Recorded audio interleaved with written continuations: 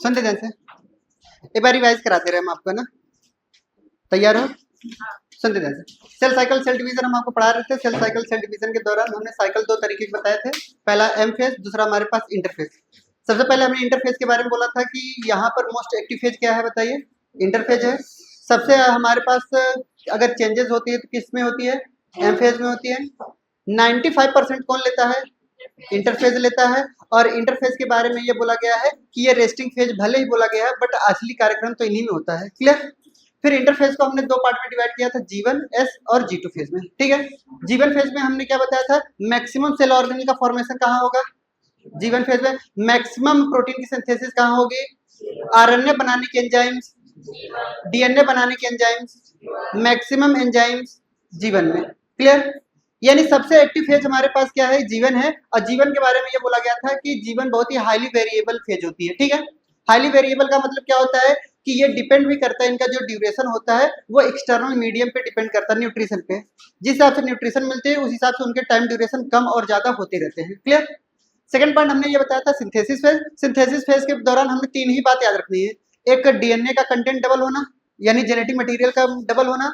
दूसरा, माइक्रोट्यूब्यूल का डबल होना यानी सेंट्रियोल का डुप्लीकेशन होना। और हमारे पास हिस्टोन प्रोटीन का सिंथेसिस होना। क्लियर? ये हमारे पास सिंथेसिस फेज की कैरेक्टरिस्टिक फीचर थी। क्लियर? फिर हमारे पास साइटोप्लाज्मिक ग्रोथ, सेल की ग्रोथ, ये तीन चीजें, दो चीजें जो होती है वो कॉमन होंगी, G1 हो चाहे S हो चाहे हमारे पास G2 हो। ठीक है, फिर G2 फेज के दौरान हमने क्या बताया था? कुछ स्पेशल प्रोटीन की सिंथेसिस होती है। जैसे उस स्पेशल प्रोटीन में नंबर 1 पे कौन आएगा? Tubulin protein. और नंबर 2 पे कौन आएगा हमारे पास? बोलिए, साइनेप्टोनिमल कॉम्प्लेक्स की प्रोटीन। क्लियर? फिर हमने ये कहा था कि हमारे पास G2 फेज के बाद हमारे पास क्या आता है? अब प्रोफेज स्टार्ट हो गया। G0 फेज के बारे में समझा देते हैं। G0 फेज एक तरीके का क्या कैसा फेज था? क्यूसेंट फेज हुआ करता था, जहां पे सेल डिवीजन क्या हो जाती थी? स्टॉप हो जाती थी। स्टॉप के बेसिस पे हमारे पास सेल डिवाइड कर रहा है, या तो परमानेंटली स्टॉप हो रही है या टेम्पोररी रूप से स्टॉप हो रही है। ठीक है, टेम्पोररी रूप से अगर स्टॉप हो रही है तो हमारे पास कार्डियक मसल्स हुआ, सॉरी, परमानेंटली होते हैं तो क्या आता है? कार्डियक सेल्स आते हैं। और टेम्पोररी रूप से आते हैं तो हमारे पास कौन सा आएंगे? पेरेन्काइमेटस सेल्स यानी सेकेंडरी टिश्यूज आते हैं जो परमानेंट होते हैं। क्लियर? फिर उसके बाद हमने ये कहा था कि G0 फेज के दौरान जब कोई भी सेल से एक सेल से दूसरे फेज में अगर इंटर करती है तो उसको चेक करने के लिए क्या लगा होता है? चेक पॉइंट लगा होता है। और उस चेक पॉइंट का नाम क्या है? R checkpoint. R checkpoint किसका बना होता है? एक P53 जीन होती है, वही उसको बनाती है। ये क्या करता है? ये कंट्रोल डिवीजन में मदद करता है। और ये क्या करता है कि हमारे पास चेक करता है कि सारे के सारे जेनेटिक मटेरियल सही है या नहीं है, या इंटैक्ट रूप से है या नहीं है। क्लियर? दूसरा पॉइंट आता है हमारे पास प्रोफेज। प्रोफेज में हमारे पास 5 बातें याद रखनी मेनली। ठीक है, मेनली कितने बातें याद रखनी है?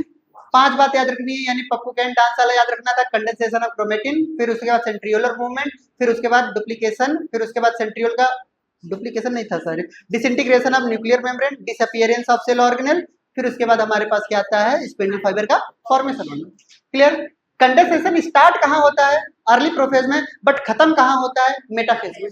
ठीक है, फिर उसके बाद आता है हमारे पास मेटाफेज। मेटाफेज के बारे में हमें कुछ बातें याद रखनी है। यहाँ पे क्रोमोसोम से हाईली कंडेंस्ड हो जाता है। क्यों? क्योंकि मोटा हो जाता है। Clear? Chromatin fibre converted into chromosomes, यानी कंडेंसेशन कंप्लीट हो गया है तो क्रोमोसोम्स हमारे पास क्या हो जाएंगे? हाईली कंडेंस्ड फॉर्म हो जाएंगे, यानी मोटे हो जाएंगे। ठीक है, फिर दूसरा पॉइंट हमने ये कहा था कि कंडेंसेशन जो होते हैं हमारे पास क्रोमोसोम्स का होने के बाद सारे के सारे क्रोमोसोम्स कहाँ पे लाइज कर जाते हैं? इक्वेटर पे लाइज कर जाते हैं, ताकि हमारे पास तीन चीजें कैरियोटिपी के जो स्टडी होती है वो बेस्ट हो जाए हमारे पास कहाँ पे? मेटाफेज में। क्लियर?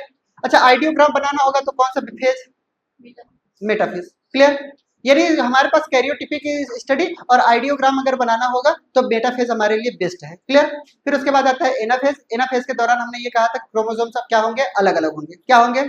अलग अलग होंगे। दोनों बहनों के बीच में क्या होगा? लड़ाई होगा, रिपल्सन बिटवीन सिस्टर क्रोमेटिड। फिर उसके बाद क्या होगा? रिपल्सन होने के साथ साथ उधर स्पिंडल फाइबर जो होते थे वो क्या करेंगे? पुल करते हैं, यानी shortening of spindle apparatus. Clear?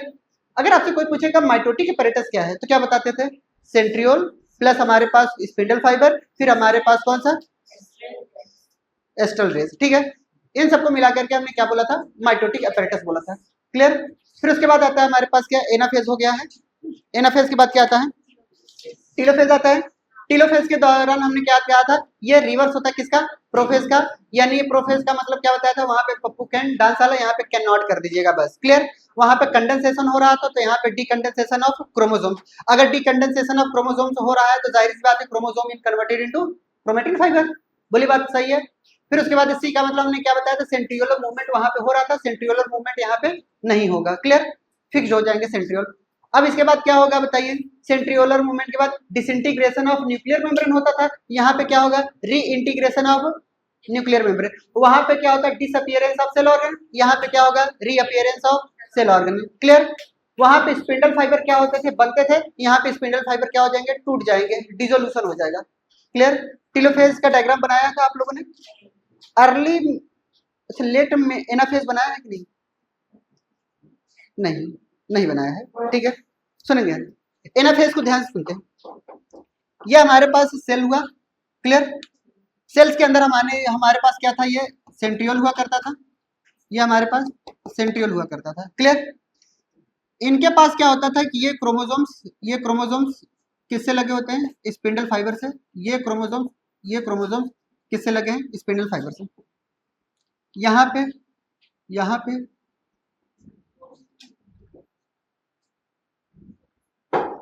Clear, कुछ इस तरीके से। इनके बीच में क्या लगा होता था बताइए, interzonal fibre.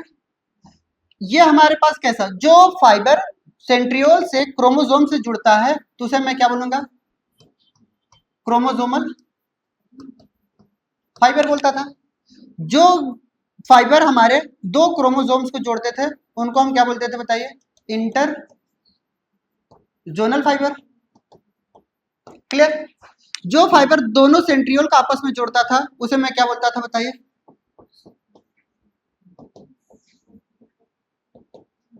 Supporting fibre. Clear, ये हमारे पास क्या है, ये हमारे पास क्या है, एनाफेज है। क्लियर, एनाफेज के दौरान ये जो क्रोमोसोम से थोड़ा सा फ्लैट बनाइएगा। क्लियर, समझ बात। अब यही लेट एनाफेज के दौरान क्या होगा,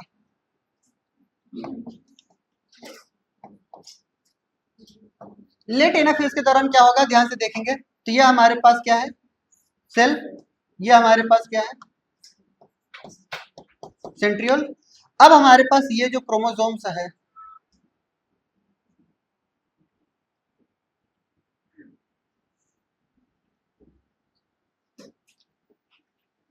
कुछ फर्क नजर आ रहा है क्या? ये जो आपको इंटरजोनल फाइबर आपको नजर आ रहा है, क्या बोला, ये जो इंटरजोनल फाइबर नजर आ रहा है, इंटरजोनल फाइबर, ये क्या हो गया, एक्सपेंड कर गए कि नहीं कर गए, बोलिए। यानी ये क्या हुए, पुश किए कि नहीं किए, ठीक है, या फिर एक्सपेंड किए कि नहीं किए। किसका एक्सपेंड हुआ बताइए, इंटर जोनल का, ठीक है। आप हमें बताइए इनका क्या हुआ, क्रोमोसोमल फाइबर का शॉर्टनिंग हुई कि नहीं हुई,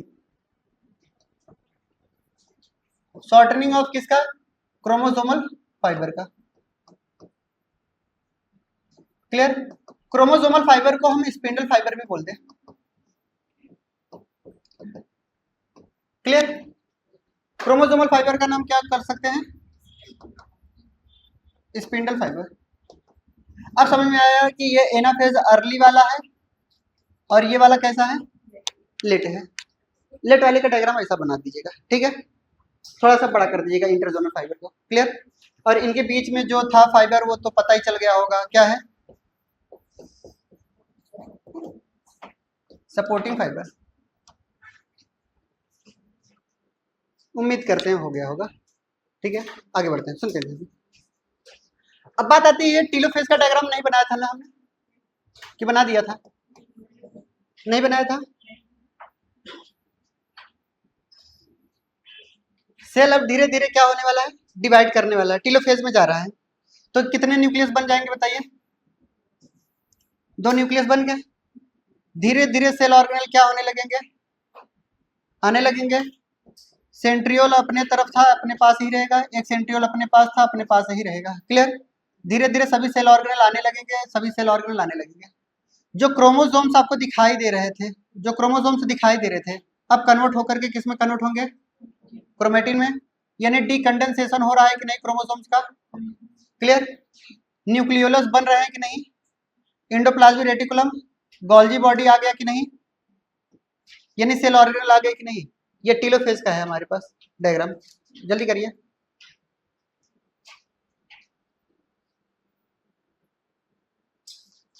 दो न्यूक्लियस बन गए, कैरियोकाइनेसिस हो गया ना। क्या सेल डिवीजन हुआ है? नहीं, अभी न्यूक्लियस का डिवीजन हुआ है, ठीक है। अभी तो हम लोग कैरियोकाइनेसिस पढ़ा रहे हैं ना आपको, प्रोफेज, मेटाफेज, एनाफेज, टेलोफेज। हो गया, चलिए बहुत बढ़िया कॉन्सेप्ट पढ़ाने जा रहे हैं। 5 स्टार लगा करके हेडिंग डालते हैं, अमाउंट एंड प्लॉयडी कॉन्सेप्ट, ठीक है। सुंदर से हेडिंग डालेंगे और very very very very important, इस चैप्टर की जान है। क्लियर? हेडिंग हो गया हमारे पास ploidy and amount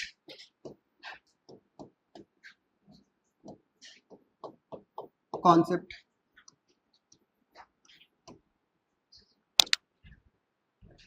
ploidy and amount concept.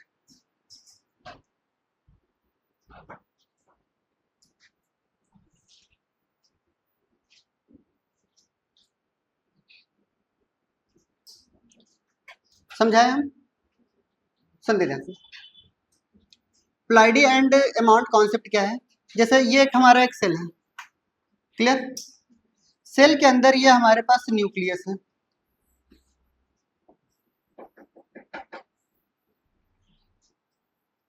ये न्यूक्लियस है। ये हमने बताया ये इसका क्या है, न्यूक्लियस है। न्यूक्लियस के अंदर कुछ जेनेटिक मटेरियल ऐसे क्रोमेटिन फाइबर के फॉर्म में लगे रहते हैं। जेनेटिक मटेरियल किस फॉर्म में आपको बताए जा रहे हैं? क्रोमेटिन, ठीक है। यानी यही हमारे पास क्या है, जेनेटिक मटेरियल है ना। जेनेटिक मटेरियल के जगह पे हम डीएनए कंटेंट लिख दें, कोई दिक्कत नहीं। जब हमारे पास किसी भी सेल्स के अंदर का जो न्यूक्लियस होता है, उनके पास जो भी जेनेटिक मटेरियल बनाए जाते हैं, उस जेनेटिक मटेरियल को हम 2C से रिप्रेजेंट करते हैं। किससे रिप्रेजेंट करते हैं? और अगर जो भी सेल लिए हैं वो कैसा सेल लिए हैं बताइए? हम डिप्लॉयड सेल्स लिए हैं। हेप्लॉयड भी ले सकते हैं, उसके लिए अलग कॉन्सेप्ट पढ़ाएंगे। यानी ये प्लॉयडी इसकी कैसी है? हम अगर ह्यूमन की कोई भी सेल्स अगर ले रहे हैं, उस सेल्स को हम क्या बोलते हैं? Somatic cells. और सोमेटिक सेल्स कैसे होते हैं? डिप्लॉयड होते हैं। तो इनकी प्लॉयडी कैसी हो गई? डिप्लॉयड। किसी भी डिप्लॉयड सेल्स के न्यूक्लियस के अंदर जो भी जेनेटिक मटेरियल प्रेजेंट होता है, उसको रिप्रेजेंट करते हैं हम 2C से। यानी अमाउंट ऑफ डीएनए को क्या बोला हमने? Amount of genetic material, genetic material, ठीक है। या फिर हम डीएनए कंटेंट बोल दो, उसको मैं किससे रिप्रेजेंट किया? 2C से। किसी को तकलीफ? अरे बोलिए, नहीं तकलीफ हुई, ठीक है। अब बात आती है हमारे पास, जब ये सेल्स किसी भी सेल साइकिल में इंटर करती है, किसी भी सेल साइकिल में ये क्या की? इंटर की। तो किस फेज में इंटर करेगी सबसे पहले? G1 फेज में, फिर उसके बाद S फेज, फिर उसके बाद M फेज। क्लियर? अब हमारे पास क्या होता है कि जब भी कोई भी जेनेटिक मटेरियल सेल साइकिल में इंटर किया, सेल साइकिल में इंटर करने के बाद यहां से लेकर के यहां तक हम मान चलते हैं कैसा फेज हुआ होगा? M फेज हुआ होगा। फिर यहां से यहां तक कैसा फेज हुआ होगा बताइए? G1 phase. फिर यहां से यहां तक कैसा फेज? S phase. फिर यहां से यहां तक G2 फेज। इसमें किसी को तकलीफ? जहां तकलीफ होते जाए तो बोल दीजिएगा। अगर कोई भी सेल से यहाँ पे इंटर किया, मान चलते हैं यहाँ पे कोई भी एक सेल इंटर किया, ध्यान से देखिएगा, कोई भी सेल इंटर किया, इसके अंदर जेनेटिक मटेरियल मैं यहाँ पे रिप्रेजेंट कर रहा हूँ, जेनेटिक मटेरियल यहाँ पे रिप्रेजेंट कर रहा हूँ, ठीक है। आप हमें बताइए इस अमाउंट ऑफ डीएनए कितना होगा? इसका अमाउंट ऑफ डीएनए कितना होगा? 2C, क्रोमेटिन ही है। हमने प्लॉयडी क्या लिया? 2N लिया। जब यहाँ पे हमारे पास क्या होता है कि जब ये इंटर करता है किसमें? S फेज में। तो S फेज के दौरान क्या डबल होता है? डीएनए डबल होता है। तो डीएनए का अगर डुप्लीकेशन हो रहा है तो अमाउंट कितना हो जाएगा? 2C की जगह पे 4C हो जाएगा। डीएनए की पोलैरिटी क्या चेंज होगी हमारे पास, हमारे सेल्स की पोलैरिटी चेंज होगी नहीं। क्लियर? यही 4C का मतलब क्या है, ये जेनेटिक मटेरियल जो था क्रोमेटिन फाइबर, ये कितने हो गए हैं बताइए, 2 हो गए, डबल हो गए, तो अमाउंट कितना हो गया, 4C हो गया। अगर यहां से ये अभी इंटर किया कहाँ पे बताइए, G2 फेज में, तो क्या सेम चीज रहेंगे, क्योंकि कोई भी परिवर्तन नहीं हो रहा है, यानी जेनेटिक मटेरियल डबल थे, डबल ही रहेंगे हमारे पास। क्लियर? फिर डबल होने के बाद यहाँ पे क्या होगा, अमाउंट जो होगा वो 4C ही रहेगा, और डीएनए की पोलैरिटी कितनी होगी हमारे सेल्स की, 2N ही रहेगी। क्या वेरिएशन कोई आया, नहीं आया। ज्यादा परिवर्तन कहाँ पे आता है, एम फेज में। एम फेज में हमारे पास कितने फेज आपको नजर आते हैं बताइए, clear? Prophase, metaphase, anaphase, telophase. इसके लिए मैं अलग से बता दूं, क्लियर? यानी प्रोफेज के दौरान क्या क्या होगा, मेटाफेज के दौरान क्या क्या होगा, एनाफेज के दौरान क्या क्या होगा, यही चीजें तो हमें बतानी है। क्लियर? तो यानी हमारे पास क्या है, ये जब इंटर करती है उसके लिए ग्राफ आता है, पहले उस ग्राफ को हम बताते हैं। ठीक है, पहले ये बना लीजिए, यहीं से क्वेश्चन पूछा जाएगा आपसे, और कहीं से कुछ क्वेश्चन पूछे जाने की संभावना नहीं। ठीक है, लिखेंगे, छोटा छोटा पॉइंट लिखते रहते ना। In a diploid cells, in a diploid cells, in a diploid cells DNA normally present in the form of chromatin. In a diploid cells यानी 2N सेल्ड है, ठीक है। DNA normally present in the form of chromatin and in the form of chromatin, and amount of DNA can be considered as 2C, and amount of DNA considered as 2C। Amount of DNA को कैसे consider किया जा रहा है बताइए, 2C से consider किया जा रहा है।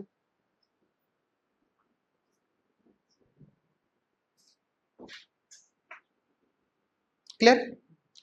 दूसरा पॉइंट सोचते हैं, जीवन फेज के दौरान अमाउंट ऑफ जो डीएनए है, अमाउंट ऑफ जो डीएनए है वो कैसा है बताइए, 2C।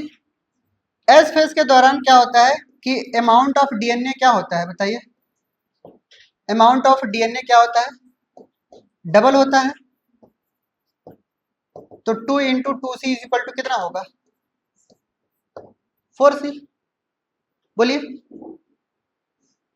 सिंथेसिस फेज में किसका डुप्लीकेशन हो रहा है, डीएनए का ही तो डुप्लीकेशन हो रहा है, अमाउंट ही तो डबल हो रहा है, तो अमाउंट अब कैसा हो जाएगा, 4C। यानी G2 फेज में कोई परिवर्तन नहीं हो रहा है ना। बोलिए, चेंजेस केवल और केवल 2 ही नजर आते हैं हमें, एक मेटा फेज एम फेज के दौरान एना फेज आता है, वहां पे परिवर्तन आएंगे। क्लियर? कैसे परिवर्तन आएंगे अभी हम बताएंगे। क्लियर? चलिए आगे बढ़े, बढ़ जाए आगे। चलिए सुन देते हैं, एक ग्राफ आता है, ग्राफ को आप ध्यान से देखेंगे। ग्राफ हमारे पास कुछ इस तरीके का है,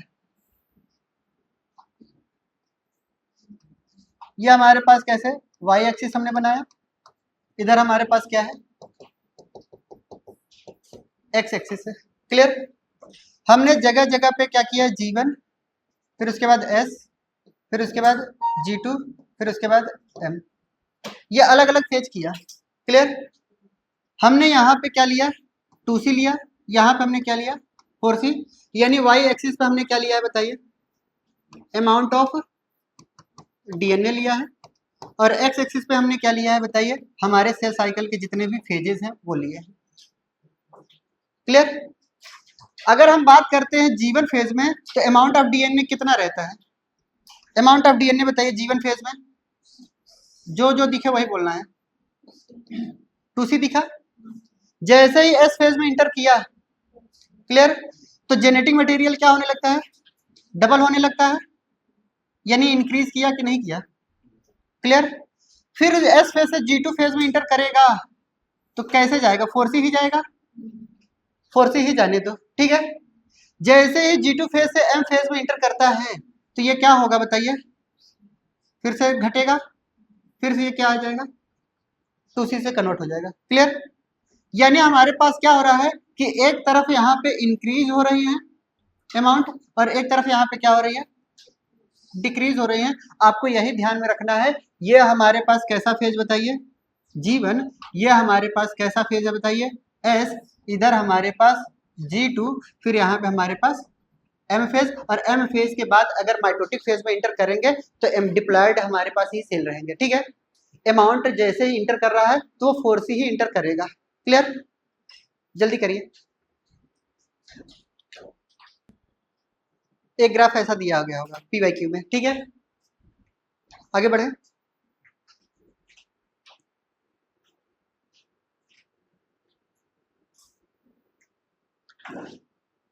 चलिए सुनते ध्यान से, हो गया ज्यादा समय मत लीजिए, समझने में समय लगाइए, सुनते ध्यान से।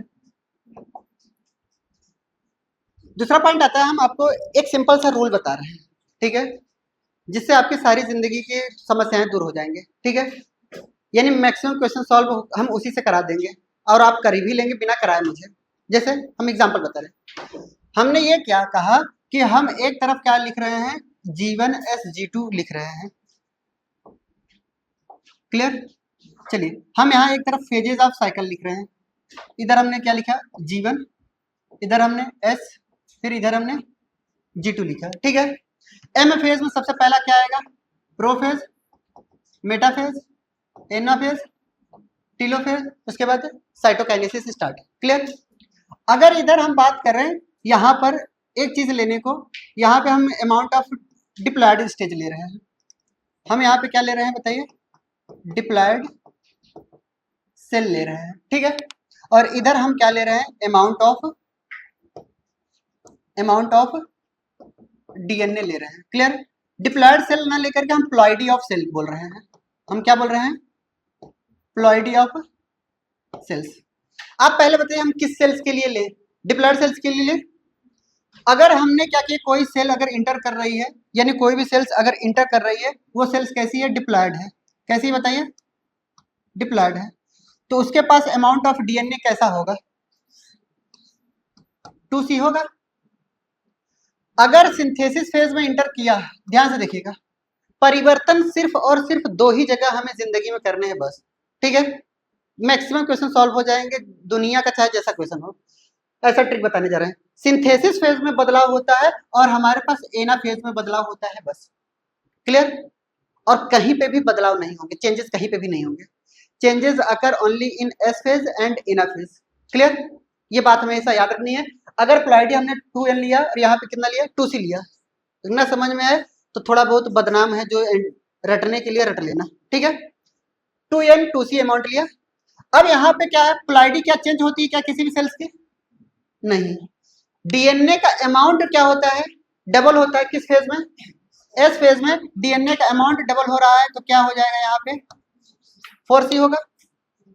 फिर यहाँ पे यही सेल इंटर करेगा 2N, फिर यहाँ पे कितना आएगा, 4C आएगा। फिर यहाँ पे क्या होगा, 2N, यहाँ पे कैसा इंटर किया, 4C। फिर यहाँ मेटाफेज में कैसा, 2N, यहाँ पे क्या होगा बताइए, 4C होगा। एनाफेज के दौरान, प्रोफेज के दौरान क्या क्रोमोसोम का डिवीजन होता है, नहीं, कंडेंसेशन हो रहा है, क्रोमेटिन का क्रोमोसोम्स बन रहे हैं। ठीक है, मेटाफेज के दौरान भी कंडेंसेशन कंप्लीट होता है बट डिवाइड नहीं होते। डिवीजन किस में होता है, क्रोमोसोम्स डिवाइड हो रहे हैं किसमें, हमारे पास एनाफेज में। तो यहाँ पे क्रोमोसोम्स जो 2N थे, ठीक है, हमारे पास यहाँ पे कितने हो जाएंगे, 4N हो जाएंगे। क्यों, क्योंकि जो क्रोमोसोम्स हमारे पास कुछ इस तरीके के हुआ करते थे, कुछ इस तरीके के हुआ करते थे, अब ये क्रोमोसोम्स कैसे हो जाएंगे बताइए भाई, ये कुछ इस तरीके के हो जाएंगे। बोलिए बात सही है। अब यहाँ पे दो क्रोमोसोम्स थे ना कुछ इस तरीके के, अब ये कितने क्रोमोसोम्स हो गए बताइए, कितने क्रोमोसोम्स हो गए, 4 क्रोमोसोम्स हो गए, तो 4N लिख दिया, कोई शर्म नहीं। यहाँ पे अमाउंट कितना है, जितना अमाउंट है उतना ही रहेगा। क्लियर, फिर उसके बाद टीलोफेज के दौरान क्या होता है, फिर से डिवीजन होता है किसका, सेंट्रोमियर का।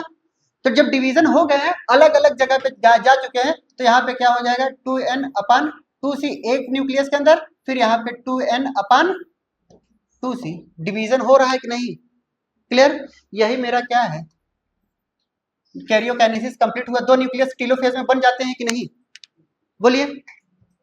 यही बात याद रखना है, ठीक है। ये किसके लिए था? फॉर मर जाओ डिप्लॉयड सेल्स, आंख के अंधे बन गए हो, ठीक है। डिप्लॉयड सेल्स के लिए था, क्लियर। हेप्लॉयड सेल्स के लिए लिख लेंगे आप, कह तो रहे हो लिख नहीं पाओगे, लिख लोगे हेप्लॉयड सेल्स के लिए। चेंजेस सिर्फ और सिर्फ कहां हो रहे हैं बताइए? चेंजेस अकर ओनली इन, क्लियर। इसीलिए कंटेंट जितना भी है प्लाइडी और ना कंटेंट बदलता नहीं है माइटोसिस फेज में, क्लियर। जैसा लिया था वैसे ही हमने बनाया, क्लियर। इसीलिए इसको हम क्या बोलते हैं? इसलिए क्या बोलते हैं? Equational division. क्या ये बदला? 2n कंडीशन से 2n ही कंडीशन तो रहा लास्ट में ना, क्या अमाउंट बदला? नहीं, कुछ नहीं बदलता, इसलिए इसको हम क्या बोलते हैं? Equational division. समझ में आई बात?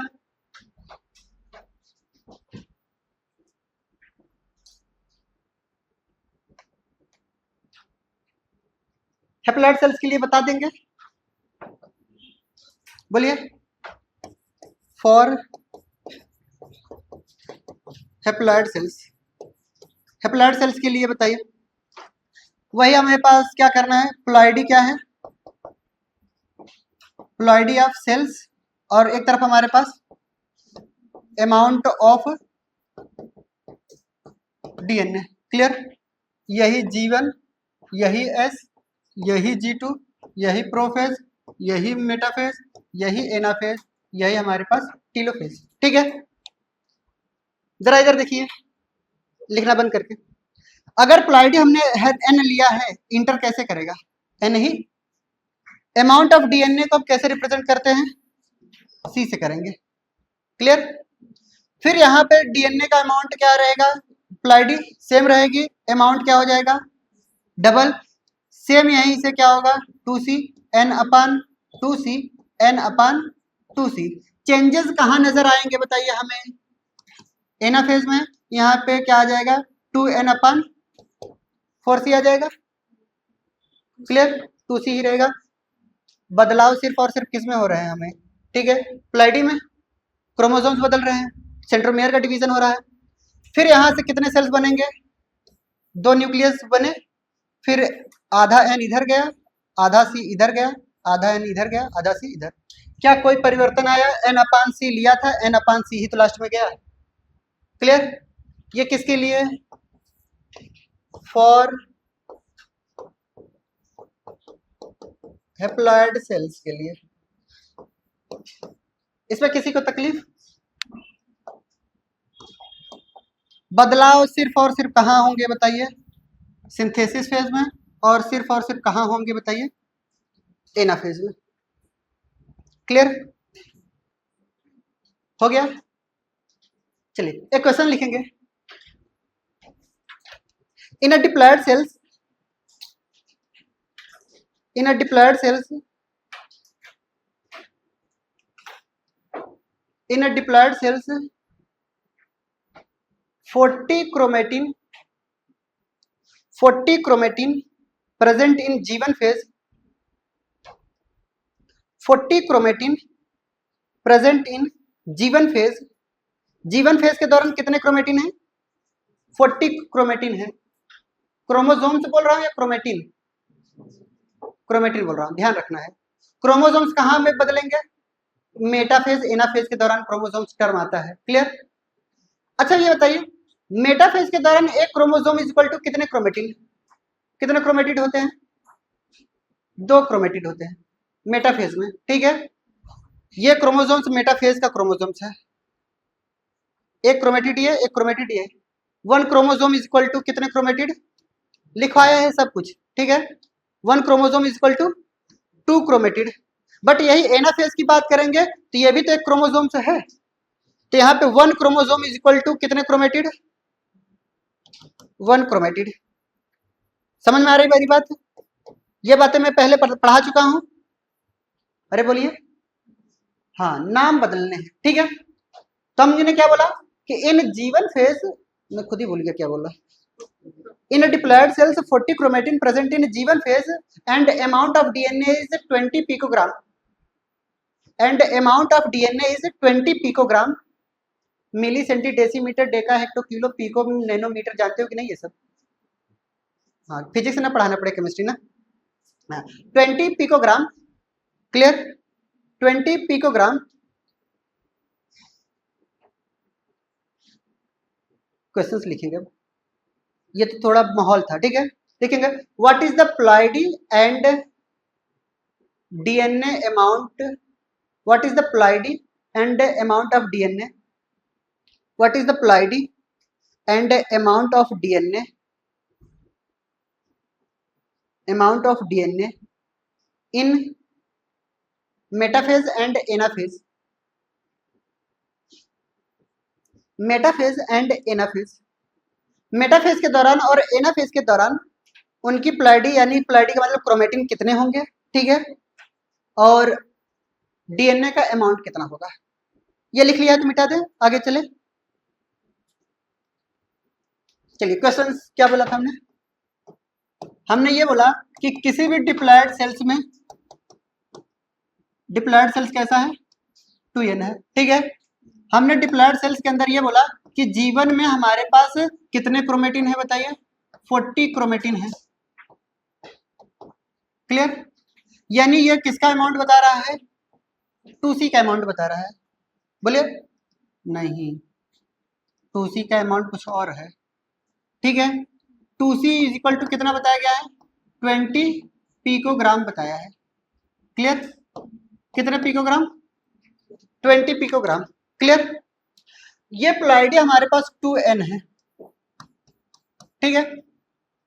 अब बोल रहा है हमारे पास मेटाफेज के दौरान, मेटाफेज के दौरान प्लाइडी कितनी रहती है बताइए. 2n रहती है अपन 4c रहती है.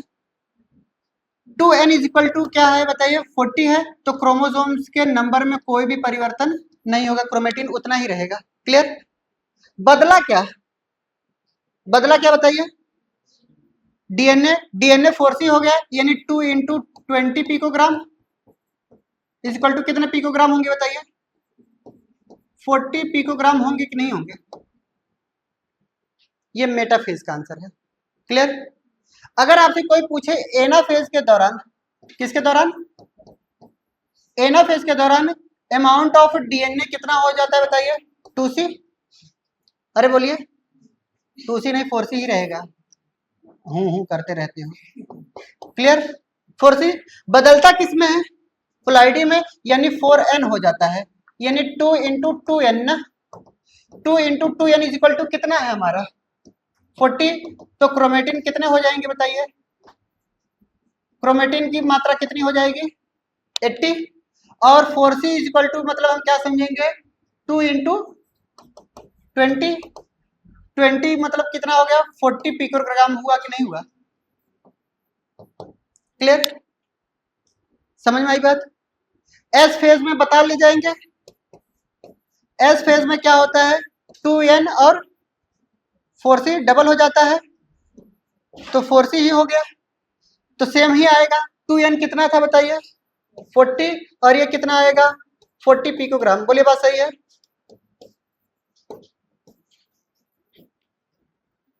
इससे इजी नहीं आएगा, ठीक है, न इससे हार्ड आएगा, यही आएगा. क्या बोला, न इससे हार्ड आएगा न इससे इजी आएगा, यही आएगा. और सच पूछो तो कभी कभी डिजिट भी चेंज नहीं होंगे, क्योंकि एग्जामिनर 40 और 20 को बहुत इजी मानता है टर्म. क्लियर? आप देख लीजिएगा 20 क्वेश्चन 20 और 40 पे ही मिलेंगे आपको. जैसे आप कोई भी फिजिक्स लगाते हो जिंदगी में भी, आप कभी भी नोटिस किएगा 0.5 आंसर मैक्सिमम लोगों का सही होता है. प्रोबेबिलिटी आपने देखा कभी, कभी ना कभी 0.5 अक्सर किसी न किसी कैलकुलेशन में आ ही जाता है आंसर में, मैक्सिमम आंसर में. ये डाटा एनालिसिस किया गया है, ठीक है. कई बार आप अगर एग्जाम को एनालिसिस करते हैं तो मैक्सिमम आंसर ऐसे ही हम लोग करते थे, हमेशा नहीं, ऑलवेज ट्रू होता था, ठीक है. अक्सर ये हम लोग मानते थे. हम लोगों को पढ़ने के तरीके बहुत बुरे हैं ना, मेन बात तो ये है. अब तो पढ़ने का तरीका थोड़ा चेंज हो रहा है, बट आप लोगों का नहीं, ठीक है। मोबाइल बंद कर, अरे उस देख लिया था, रहने दो, तुम लोग ना देखो ना। पहले क्या होता था कि हम लोग पहले आंसर देखते थे, फिर उस हिसाब से क्वेश्चंस को आंसर निकालने की कोशिश करते थे। कभी किए हो ऐसा? अच्छा, यही करते ही हो, ये बोलो ना बात, है ना। पहले इसका आंसर ये होगा। अच्छा, अब यही निकालने की कोशिश करेंगे, चाहे जैसे बुढ़ा भात करते रहे हम लोग, ठीक है। हाँ, ये लोग अक्सर, अब मैं करता था जब हम लोग नवोदय की प्रिपरेशन करते थे क्लास 5 में। पहले हम अपने दोस्त से पूछते थे क्या आंसर आ रहा है, वो आंसर आ गया, अब वही आंसर निकालने की कोशिश करेंगे, चाहे जिस विधि से निकाले हम, ठीक है। तब हम उसको बताते थे ऐसा ऐसा होता है, वो भी सोचता था कि वाह गजब है, ठीक है। हो गया पोलैरिटी, और हमारे पास अमाउंट ऑफ डीएनए कॉन्सेप्ट समझ में आया।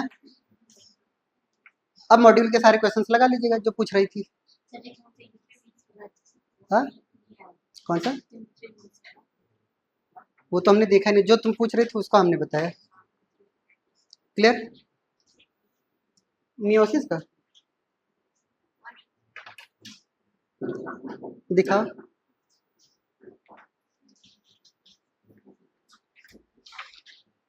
अगर मियोसिस होगा तो मारेंगे तुम्हें। माइटोसिस पढ़ा रहे, माइटोसिस का ही पूछना।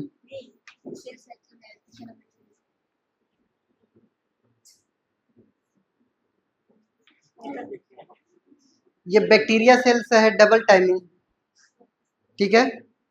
ये तो आप पढ़ाया है, ठीक है, बताते हैं। क्लियर? सिंपल सा तरीका है ये जो पूछ रही हैं। बैक्टीरिया हर 20 मिनट में क्या होता है? डिवाइड होता है। कुछ समय में ये 1/8 पार्ट अगर ये फिल कर रहा है, ठीक है, कुछ भी समय ले लें, एक्स वाई जेड, ठीक है। एक्स समय लिया हमने, एक्स टाइम हम मान चलते हैं 20 सेकंड, जो भी तुम्हारे में दिया हो। जस्ट 2 गुना टाइम में इसका मल्टीप्लाई टाइम करेंगे, ठीक है। 20 मिनट बाद ये क्या हो जाएगा? 1/4 भर जाएगा कि नहीं भर जाएगा? जस्ट डबल हो रहा है, इसका 1/4 ही तो आएगा। फिर उतने ही सेकंड में आधा भर जाएगा कि नहीं? बोलिए। फिर अगले समय में पूरा का पूरा भर जाएगा कि नहीं? 1/8, 1/4, 1/2, ठीक है। फिर उसके बाद फुल, बस। समझ में आई बात? ये गधों वाला क्वेश्चन क्यों पूछते हो तुम लोग? अच्छा सॉरी, हम तो भूल ही गए थे ना, ठीक है। हाँ, सुन ले ध्यान से। आगे आता है हमारे पास क्वेश्चन कराने के लिए तो नहीं था। अब नेक्स्ट क्या बचता है? साइटोकाइनेसिस, ठीक है। हेडिंग डालते हैं साइटोकाइनेसिस। कैरियोकाइनेसिस हमने पढ़ लिया ना, अब हमें क्या पढ़ना है? Cytokinesis. Division of cytoplasm is called as cytokinesis. जल्दी करिए। Division of cytoplasm, division of cytoplasm, division of cytoplasm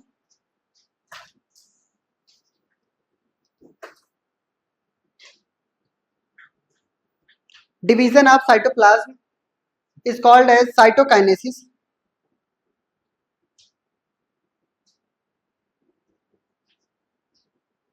clear? Cytoplasm का डिवीजन होना ही क्या कहलाता है? क्लियर? अब बस इधर देख लीजिए। अगर हम बात करते हैं साइटोकाइनेसिस इन एनिमल्स, ठीक है, और इन प्लांट्स,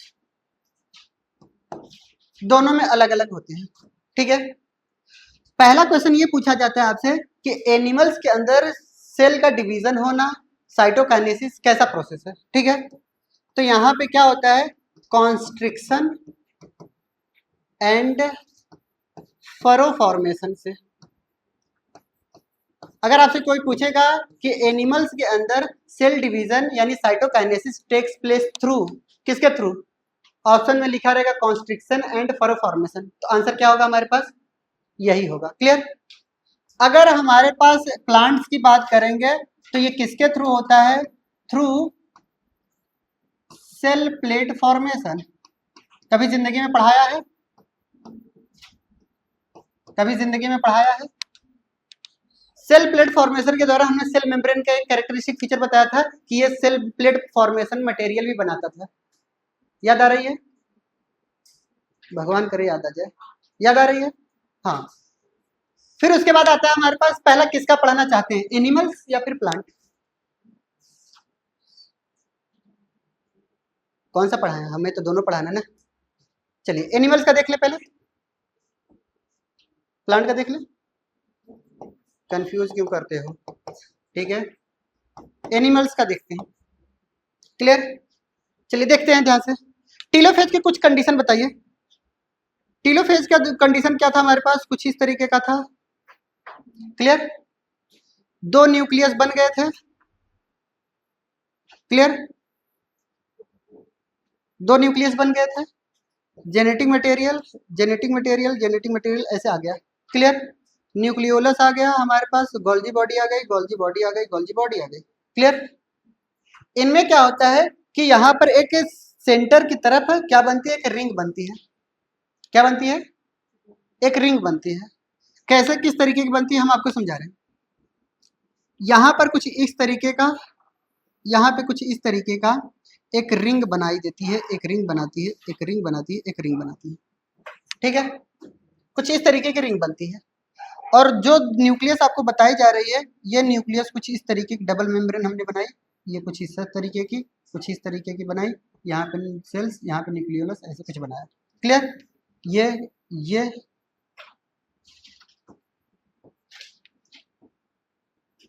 क्लियर। ये क्या बनाया हमने बताइए, सेंट्रीपिटल की तरफ हमारे पास क्या है, रिंग बनी। क्लियर। अब हमारे पास क्या आता है इसके बाद, यहाँ पर एक फरो यहाँ की तरफ, एक फरो इस तरफ, इस डायरेक्शन में। क्लियर। एक फरो बन जाते हैं, क्या बनने लगते हैं बताइए, इसी को हम बोलते हैं फरो फॉर्मेशन। क्या बोलते हैं बताइए, फरो फॉर्मेशन हम इनको बोल देते हैं। क्लियर। और फरो फॉर्मेशन के बाद एक समय ऐसा आता है कि ये फरो फॉर्मेशन थोड़ा अंदर की तरफ जाएगा, ये फरो फॉर्मेशन अंदर की तरफ, थोड़ा और अंदर जाएगा, थोड़ा और अंदर जाएगा। एक समय ऐसा आएगा ये पूरा का पूरा सेल ही डिवाइड करके चला जाएगा। तो एक सेल हमारे पास यहाँ पे बन जाएंगे, एक सेल्स हमारे पास यहाँ पे बन जाएंगे, न्यूक्लियस यहाँ पे, न्यूक्लियस यहाँ पे।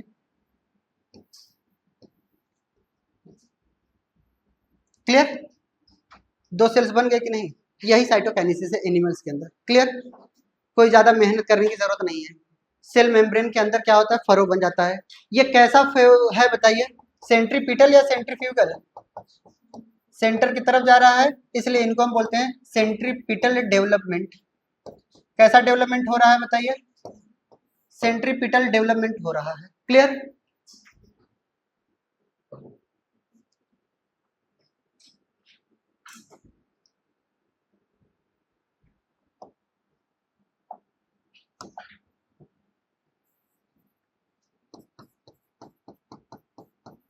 इसको हम बोलते हैं पेरीफेरल रिंग बोलते हैं। और पेरीफेरल रिंग जो होती है वो बना किसका होता है, फॉर्म्ड बाय माइक्रोफिलामेंट। आप हमें बताइए माइक्रोफिलामेंट का मेन फंक्शन क्या है। माइक्रोफिलामेंट का मेन फंक्शन कॉन्ट्रेक्शन। जब ये अपनी तरफ कॉन्ट्रैक्ट करेगी, जब ये अपनी तरफ कॉन्ट्रैक्ट करेंगे, जब दोनों आपस में कॉन्ट्रैक्ट करेंगे, सेल क्या हो जाएगा, डिवाइड हो जाएगा। समझ आई बात है। ये इस तरफ कॉन्ट्रैक्ट किया, ये इस तरफ कॉन्ट्रैक्ट किया, एक समय दोनों कॉन्ट्रैक्ट होकर के आपस में जुड़ गए। लिखेंगे साइटोकाइनेसिस टेक्स प्लेस, एनिमल्स में लिख रहे हैं, ठीक है। साइटोकाइनेसिस टेक्स प्लेस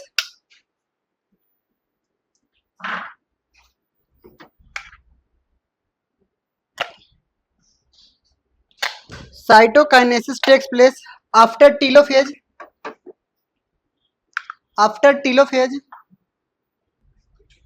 क्या लिखे हैं, cytokinesis takes place after telophase. Clear. By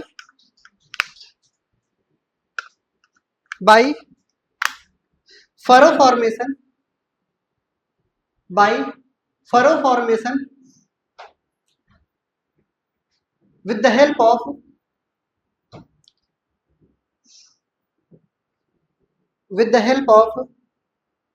microfilament ठीक है। सेकंड पॉइंट लिखेंगे सेंट्रीपिटल डिवीजन। कैसा डिवीजन हो रहा है बताइए? एनिमल सेल्स के अंदर कैसा साइटोकाइनेसिस होता है? सेंट्रीपिटल डिवीजन होता है। थर्ड पॉइंट लिखेंगे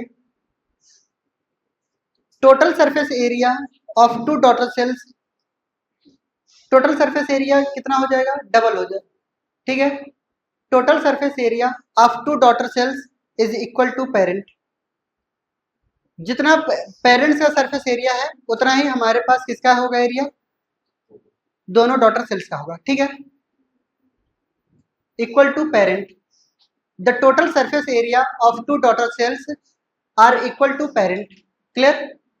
यानी जो पेरेंट सेल्स होंगे वो दो डॉटर सेल्स में डिवाइड होंगे और जो दोनों डॉटर सेल्स का सरफेस एरिया होगा वो किसके बराबर होगा? हमारे पेरेंट्स के बराबर होगा। क्लियर?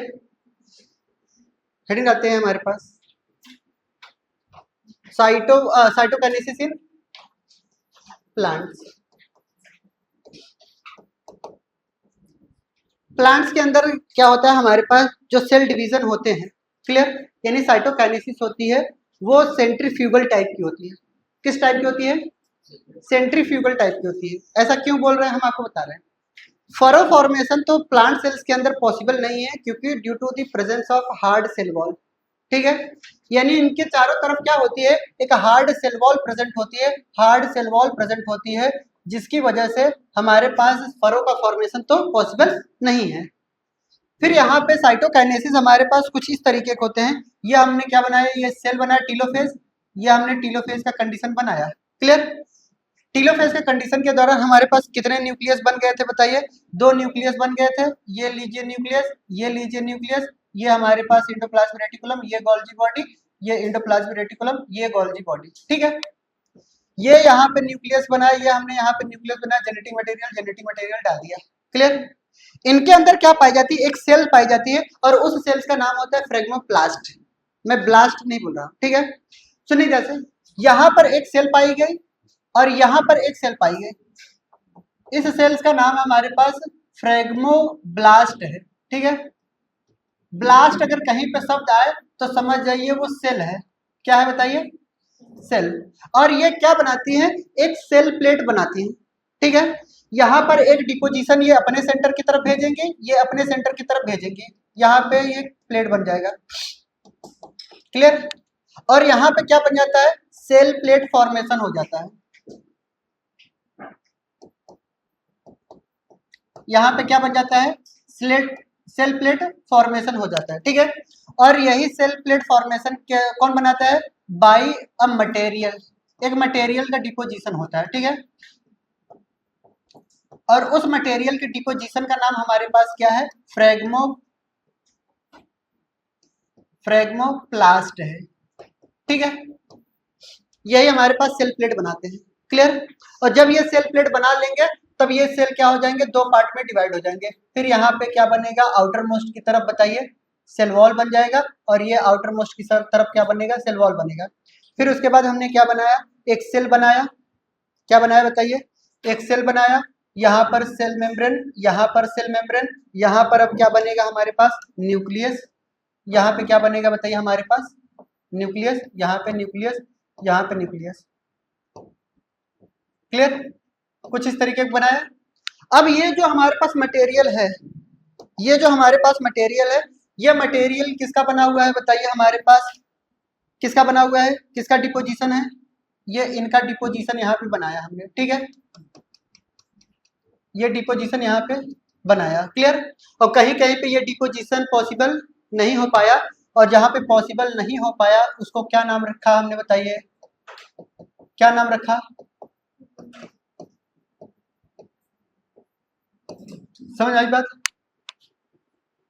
बना लीजिए, हो गया, ठीक है। कैसा डेवलपमेंट बताइए? सेंट्रीफ्यूगल डिवीजन होते हैं।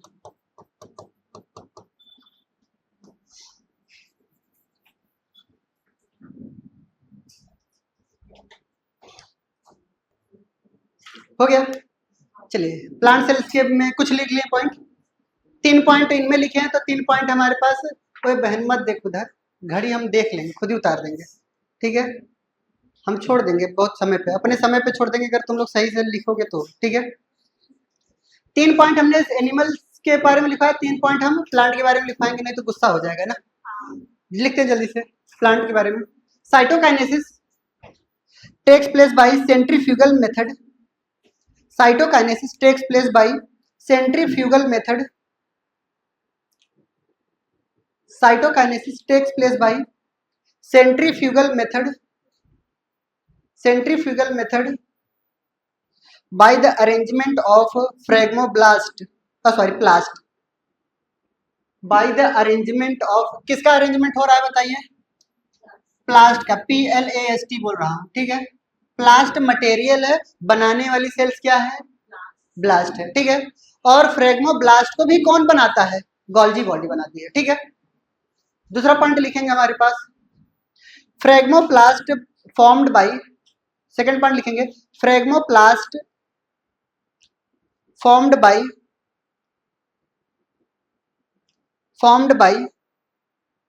अ vesicle, formed by a vesicle. उस वेसिकल का नाम क्या है? फ्रेगमोब्लास्ट, ठीक है। फॉर्म्ड बाय अ वेसिकल, और उस वेसिकल का नाम क्या है बताइए? फ्रेगमोब्लास्ट, ठीक है। Phragmoplast of Golgi body, of Golgi body, of Golgi body and interzonal spindle fibre, and interzonal spindle fibre. Spindle, interzonal का मतलब क्या है? वही जो दो क्रोमोसोम्स के बीच में इंटरजोनल स्पिंडल फाइबर था, ठीक है। तो ये कौन बनाता है बताइए? ये दो चीजें वेसिकल बनाती है और इंटरजोनल स्पिंडल बना रही है, ठीक है। सेकंड पॉइंट लिखेंगे, सेकंड पॉइंट क्या, नेक्स्ट पॉइंट लिखेंगे, cell wall formation takes place, cell wall formation takes place after cell plate formation. सबसे पहले क्या होगा? सेल प्लेट का फॉर्मेशन होगा, फिर उसके बाद किसका फॉर्मेशन होगा? सेल वॉल का फॉर्मेशन होगा।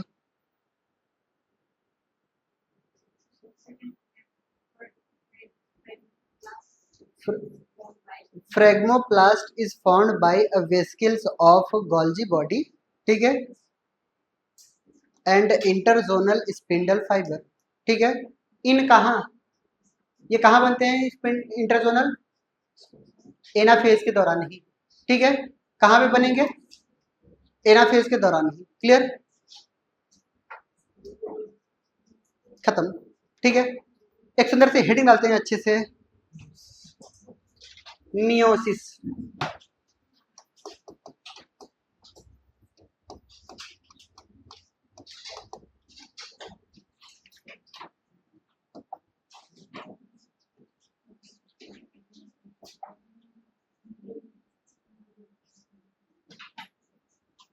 हेडिंग हो गया हमारे पास मियोसिस।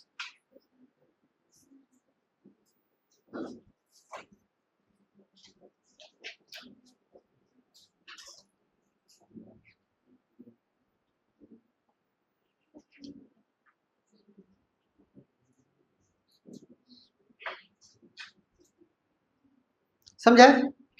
लिखेंगे term given by, term given by, term given by, given bye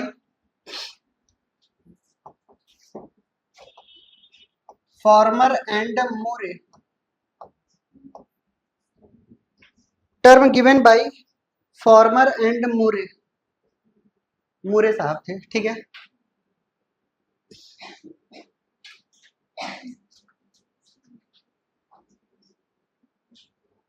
हो गया। चलिए यहाँ पे समझेंगे ये कैसा डिवीजन होता है, कैसा डिवीजन, रिडक्शनल डिवीजन होता है। उसकी वजह क्रोमोसोम नंबर क्या हो जाती है,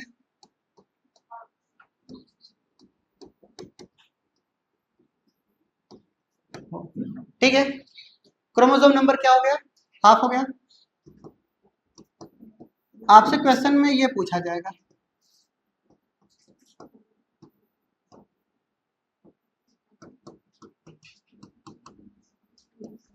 हेट्रोटिपिक डिवीजन,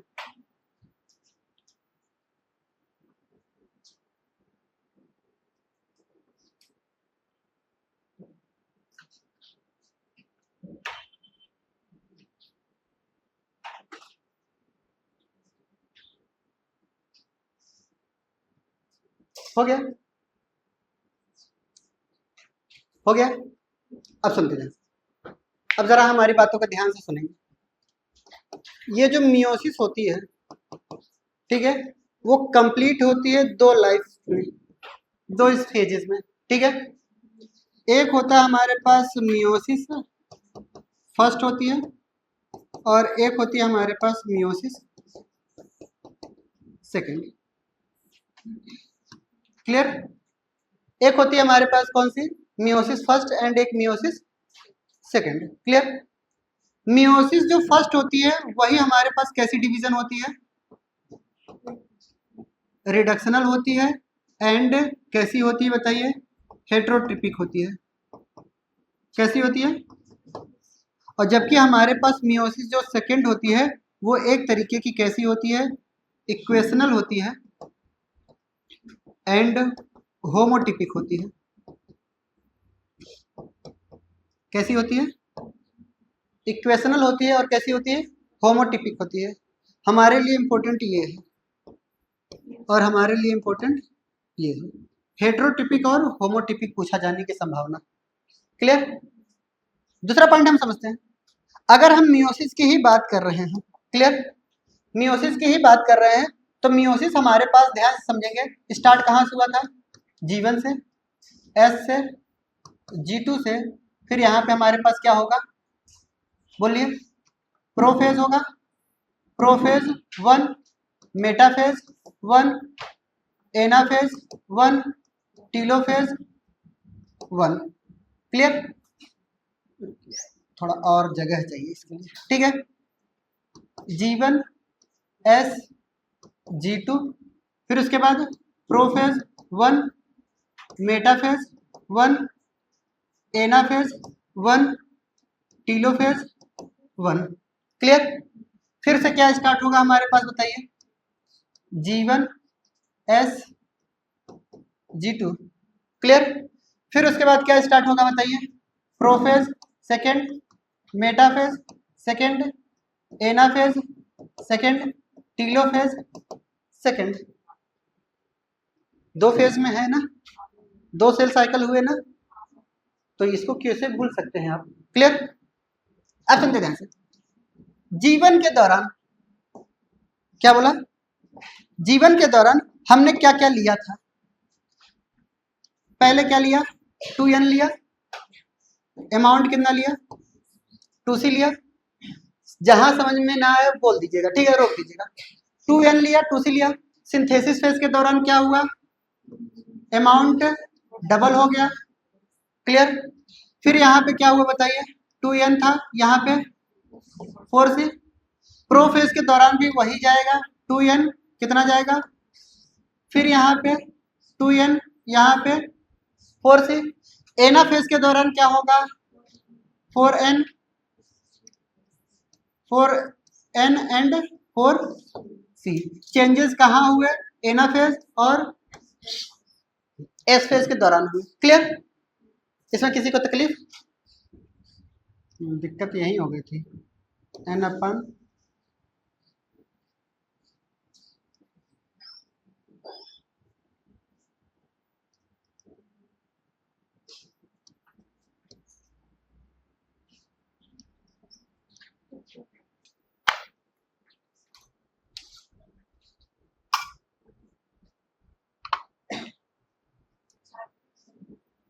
मियोसिस के रिजल्ट जो होते हैं 4 डॉटर सेल्स बनते हैं। ठीक है, यही तो डिफरेंस है मियोसिस और माइटोसिस में ना। माइटोसिस में कितने डॉटर सेल्स बनते थे, मियोसिस में कितने बनेंगे, 4। ठीक है, ये सब के सब क्या है, डॉटर सेल्स हैं।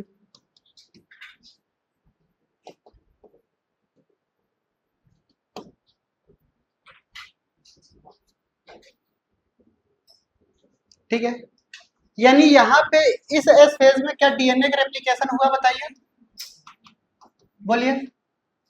No DNA replication.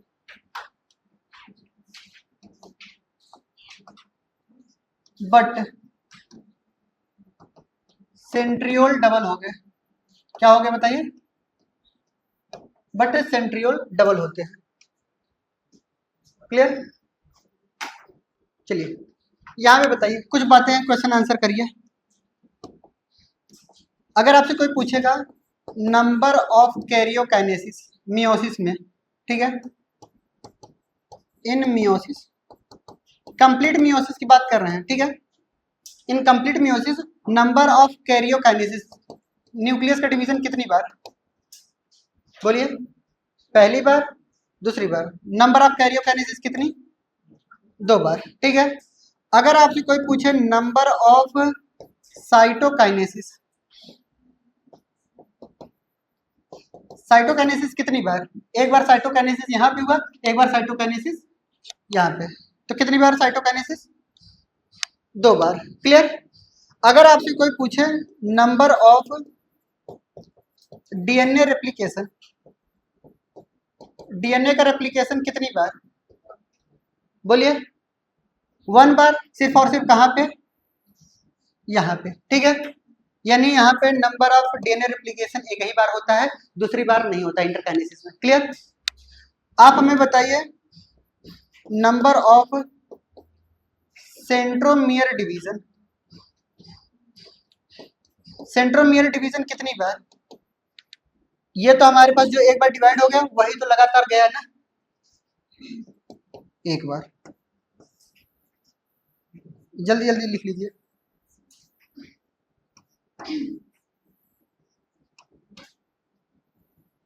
क्लियर,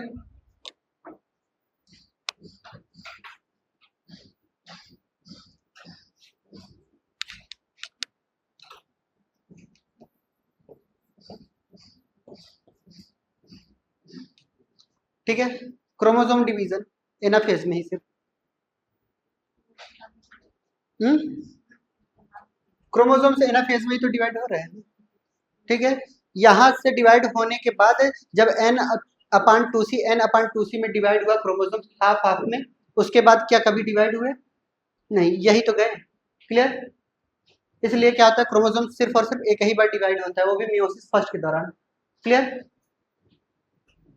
चलिए ये किसके लिए था, हैप्लॉइड सेल्स के लिए, डिप्लॉइड सेल्स के लिए, बोलिए, ये किसके लिए है बताइए, ये अभी तक किसके लिए बोला बताइए, सबके लिए, फॉर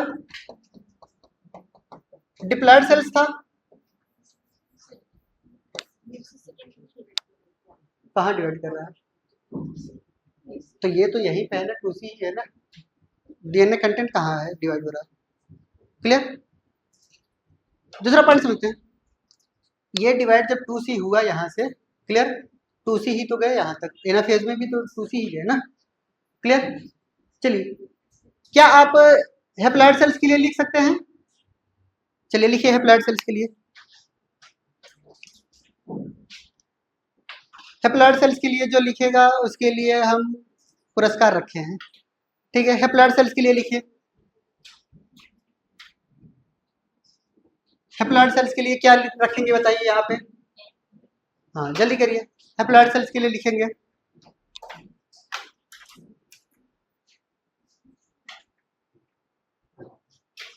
सुनेंगे नहीं, तुम्हारा आंसर सही है। ठीक है, बाकी लोगों को देखने दो। और तुम गधों लोग बनाने भी लगी ना। हाँ?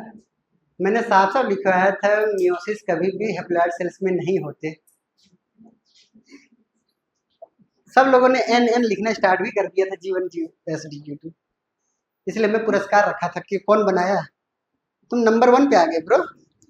हाँ, क्लियर। तो मियोसिस जो होता है हमारे पास हैप्लॉइड सेल्स में नहीं होता, ठीक है। किसने किसने बनाना स्टार्ट कर दिया था, ओहो, ठीक है। हाँ, क्लियर। सभी लोग उसी में आ गए ना। हाँ, कोई दिक्कत नहीं, काट दो आराम से, गोबर तो कर ही दिए ना। तो पैसा वैसा उठाओ यार, क्या गिर रहा है, सिक्के गिरा रहे हो।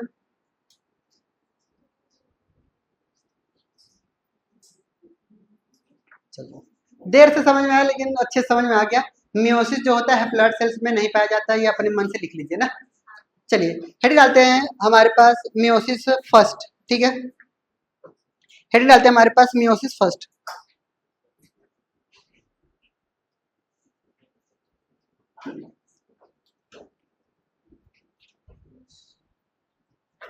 मियोसिस फर्स्ट, ठीक है।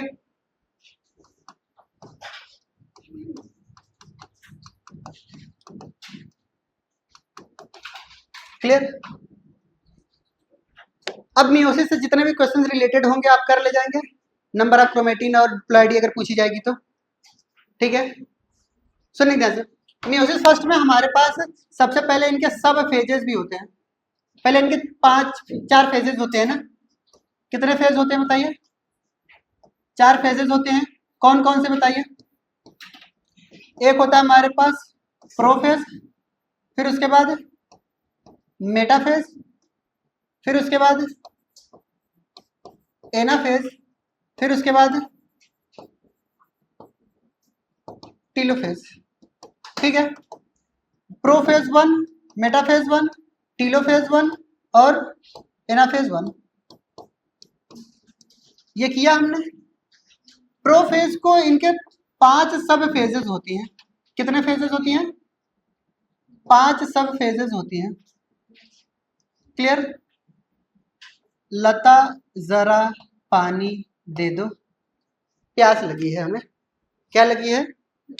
हाँ, तो हमने किससे मांगा, लता से मांगा लेप्टोटीन,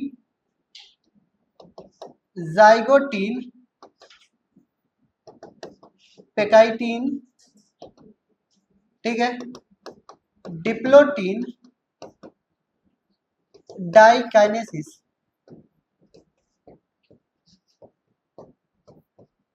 नेक्स्ट क्या आता है, डाइकाइनेसिस। क्लियर। इतने हमारे पास क्या है, हमारे पास, क्लियर। जल्दी करिए, सिर्फ और सिर्फ डायग्राम पे फोकस करेंगे बस, ठीक है। बाकी चीज तो आप लिख लेंगे हमारा। एक बार डायग्राम आपको बन गया दिमाग में, अपने आप सबको समझ में आने लगेगा। क्लियर। चलिए देखिए अब एक एक करके। पहली हेडिंग क्या होगी हमारी, लेप्टोटीन, ठीक है। तो सबसे पहली मियोसिस फर्स्ट में, अगर हमने मियोसिस फर्स्ट का अगर प्रोफेज फर्स्ट हेडिंग डाला है, तो प्रोफेज फर्स्ट में सबसे पहली हेडिंग कौन आती है बताइए, लेप्टोटीन आती है। कौन आती है, लेप्टोटीन आती है। किस पे फोकस करेंगे, डायग्राम पे। इधर देखिएगा, ये हमारे पास एक सेल है, ठीक है। सेल के अंदर हमने क्या बनाया, कुछ न्यूक्लियस बनाए। क्या बनाया, कुछ न्यूक्लियस हमने बनाए। ये हमने न्यूक्लियस बनाए। क्लियर। कितने हमारे पास सेंट्रियोल आएंगे बताइए, 2 सेंट्रियोल आए। क्लियर। इनके पास जो क्रोमोसोम्स होगा किस फॉर्म में होगा, क्रोमेटिन के फॉर्म में होगा। तो क्रोमेटिन के फॉर्म में कुछ इस तरीके का होगा। क्लियर। क्रोमेटिन कहाँ पे अटैच्ड है, न्यूक्लियर मेम्ब्रेन पर, ठीक है। चलिए इनका एल पकड़ करके बैठ जाइए, ठीक है। लाइटेस्ट क्रोमोसोम्स यानी क्रोमेटिन कहाँ पे, लेप्टोटीन में, ठीक है। दूसरा point, visible under under light microscope, यानी किसकी मदद से हमें देखने को मिलेंगी बताइए, लाइट माइक्रोस्कोप से देखने को मिलेगी। रेड कलर दिख रहा है आप लोगों को, दिख रहा है ना? हाँ, ये लाइटेस्ट हो गई। दूसरा पॉइंट, लॉन्गेस्ट भी क्रोमोसोम्स यही होती है। थीन है तो हमारे पास ये क्रोमेटिन दिखाई दिया लॉन्गेस्ट की, ठीक है। अगर सबसे पतले क्रोमोसोम्स की बात की जाएगी तो थीनेस्ट भी यही है। थीनेस्ट भी क्रोमेटिन कहाँ पे है? यहीं पे। Clear? Condensation of chromatin start हो रहा है बट कंप्लीट नहीं हो रहा है, यानी यहाँ पे क्रोमोसोम्स का कंडेंसेशन क्या हो रहा है बताइए? स्टार्ट हो रहा है।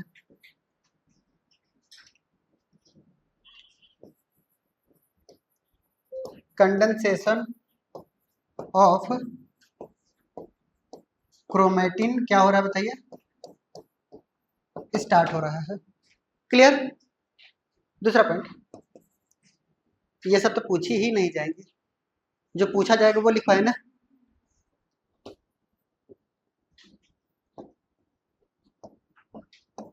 बकेट लाइक स्ट्रक्चर पाया जाता है, ठीक है, गुलदस्ता की तरह स्ट्रक्चर। बकेट की स्पेलिंग क्या है? B BOUQU। देख लो अपने हिसाब से, कभी मिला नहीं है हमें तो हम क्या जाने, ठीक है। हाँ, सबसे लाइटेस्ट क्रोमोसोम्स कंडेंसेशन स्टार्ट होता है, थिनेस्ट होता है, क्रोमोमियर अपीयर लिख लीजिएगा, ठीक है। ये वाला हमें जो दिखाई देता है इसको हम क्रोमोमियर बोलते हैं। क्या बोलते हैं? Appearance of chromomere. क्रोमोसोम्स नहीं मैं बोल रहा हूँ, क्या बोल रहा हूँ? क्रोमोमियर क्या, तो ध्यान समझेंगे। जब कंडेंसेशन स्टार्ट हो रहा होता है, उलझन बढ़ने लगती है, तो इनके इनके बीच में कई कई जगहों पे गांठ पड़ने लगती है। क्या पड़ने लगती है? तो ये क्रोमोमियर ही है। क्लियर? तो जो यूनिक है वो लिखते हैं ना, बकेट स्ट्रक्चर और क्रोमोमियर। ये लेप्टोटीन है। हेडिंग होगा हमारे पास जाइगोटीन। तुरंत बनाते रहिएगा, साथ साथ लिखते रहिए, बनाते रहिए, लिखते रहिए, बनाते रहिए।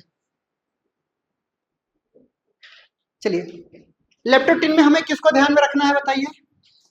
एल को ध्यान में रखते हुए इनको पॉइंट याद रखना है, लॉन्गेस्ट का बात याद रखना है, थिनेस्ट का बात रखना है, बकेट लाइक स्ट्रक्चर याद रखना है, क्रोमेटिन, और कंडेंसेशन स्टार्ट हो गया, ठीक है। आगे बढ़े, जाइगोटीन में आए। मैं जाइगोटीन में आऊं,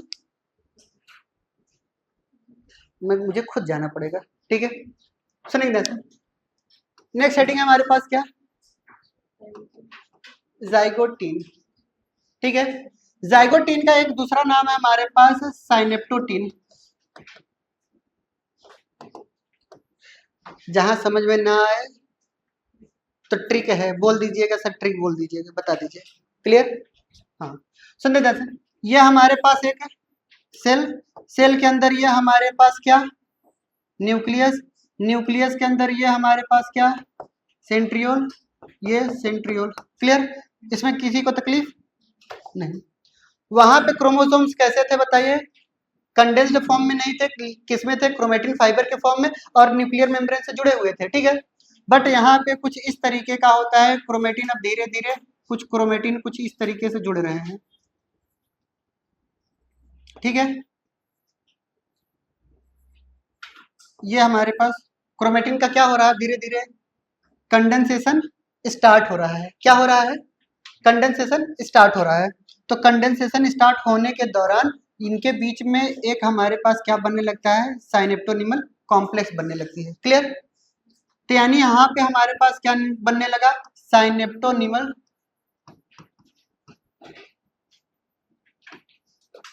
कॉम्प्लेक्स का फॉर्मेशन हो गया।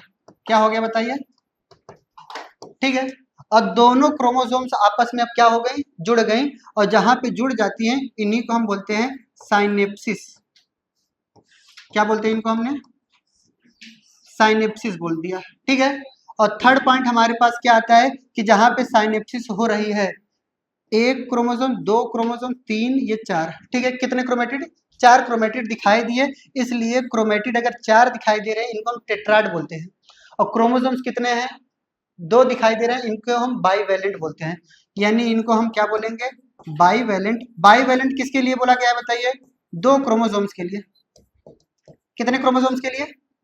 2 क्रोमोसोम्स के लिए, और इनको हमने टेट्राड बोला है, यानी कितने टेट्राड का मतलब आपने क्या समझा, 4 क्रोमेटिड के लिए।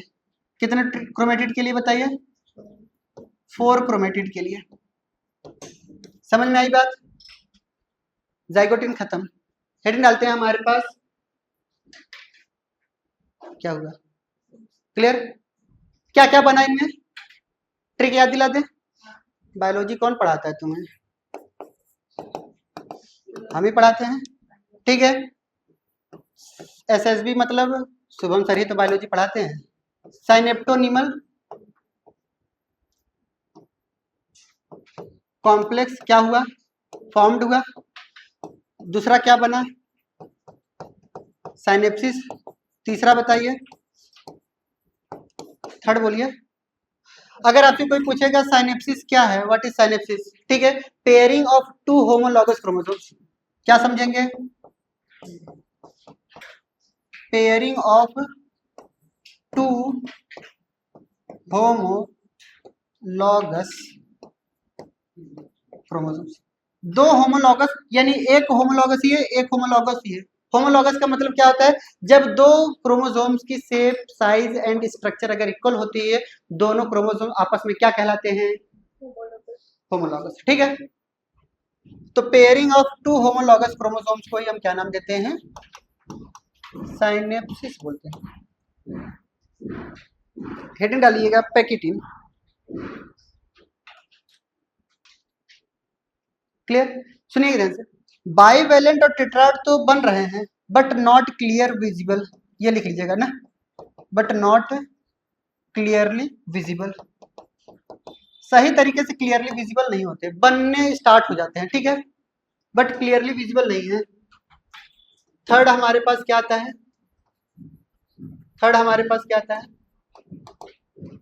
पैकिटिन। सेकंड था हमारे पास जाइगोटिन ना। आगे बढ़े भाई जान, बस सुनते ध्यान से, पैकिटिन इधर देख भाई, रहने दे, हम मिटा देंगे। पैकिटिन के बारे में सुनेंगे, ये हमारे पास एक सेल, सेल के अंदर हमने क्या बनाया, न्यूक्लियस। न्यूक्लियस के बाद हमने क्या बनाया बताइए, सेंट्रियोल थे, सेंट्रियोल हमने कुछ इस तरीके के बना दिए। अब हमारे पास क्या आता है, क्रोमोसोम्स। क्रोमोसोम्स का कंडेंसेशन अब कंप्लीट होगा कहाँ पे, पैकिटिन में, क्लियर? यानी कंडेंसेशन हमारे पास क्रोमोसोम्स का कुछ इस तरीके का होता है, कुछ इस तरीके का होता है।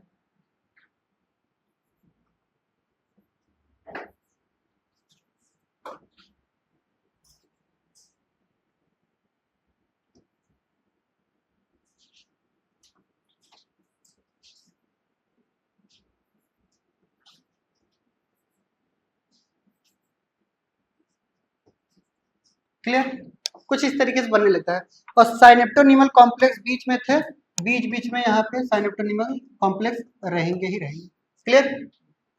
अब यहाँ पे जो बना, यहाँ पे जो बना, जब 2 क्रोमोसोम्स आपस में क्या हो रही हैं, जुड़ रही है ना, अरे बोलिए, इनको हम बोलते हैं रिकॉम्बिनेशन नोड्यूल। किसका फॉर्मेशन हुआ बताइए, रिकॉम्बिनेशन नोड्यूल का फॉर्मेशन हुआ, क्लियर? और रिकॉम्बिनेशन नोड्यूल का फॉर्मेशन हो रहा है, यहाँ पे हमें 3 चीजें याद रखनी है बस, ठीक है। शुभम सर की फेवरेट टीम क्या है, आरसीबी, जो आज तक जीती ही नहीं बेचारी, क्लियर, आईपीएल की। यानी सबसे पहला यहाँ पे क्या होता है, तुम लोग हंस रहे हो, क्लियर? पैकिटिन में क्या हुआ, पैकिटिन में क्या हुआ, अरे बोलिए, क्या ये क्रॉसिंग ओवर हुआ, बोलिए, क्रॉसिंग ओवर हुआ। अब क्रॉसिंग ओवर कैसे होता है ध्यान समझिए, इनके पास क्या होता है, एक एंजाइम पाई जाती है, उस एंजाइम का नाम क्या है, इंडोन्यूक्लियेज। क्या बोला हमने, रिकॉम्बिनेज एंजाइम्स होती है इनके पास। कैसी एंजाइम्स होती है बताइए, रिकॉम्बिनेज एंजाइम क्या करेगी बताइए, 2 काम करेगी, एक हमें जोड़ने का काम और एक हमें किसका काम करेगी, कट करने का काम, क्लियर? जैसे रिकॉम्बिनेशन नोड्यूल कौन बनाता है, रिकॉम्बिनेशन नोड्यूल कौन बनाता है, एक एंजाइम्स बनाती है, और उस एंजाइम का नाम क्या है बताइए, उस एंजाइम का नाम क्या है? रिकॉम्बिनेज। रिकॉम्बिनेज एंजाइम्स दो तरीके के एंजाइम्स की कैटेगरीज में आती हैं। क्लियर? पहले नंबर 1 की कैटेगरीज में आती हैं एंडोन्यूक्लियस। नंबर 1 की कैटेगरीज में कौन आता है? एंडोन्यूक्लियस। और नंबर 2 की कैटेगरीज में आती है इनके पास डीएनए लाइगेज, या फिर सिंपल तरीके से मैं लाइगेज बोल दूं। आप हमें बताइए एंडोन्यूक्लियस किसका काम करता है? बोलिए। कटिंग का काम करेगा। लाइगेज किसका काम करेगा? ज्वाइनिंग का काम करेगा। जब कटिंग और ज्वाइनिंग हो रही है तो दोनों मिलकर के किसका काम करेंगे बताइए? क्रॉसिंग ओवर का काम करेंगे कि नहीं? तो क्रॉसिंग ओवर हो गया। बी का मतलब आप क्या समझेंगे बताइए?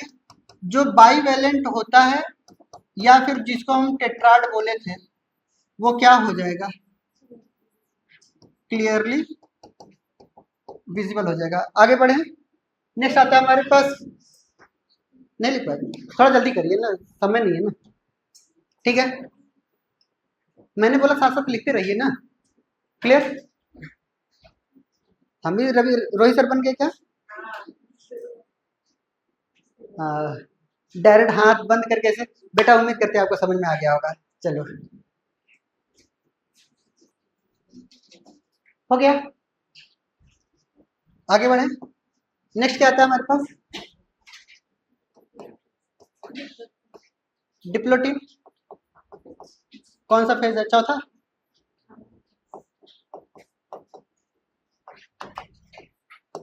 डिप्लोटिन ये हमारे पास सेल, उसके बाद ये हमारे पास न्यूक्लियस, ये हमारे पास सेंट्रियोल, ये हमारे पास सेंट्रियोल। क्लियर? ये हमारे पास कुछ क्रोमोसोम्स,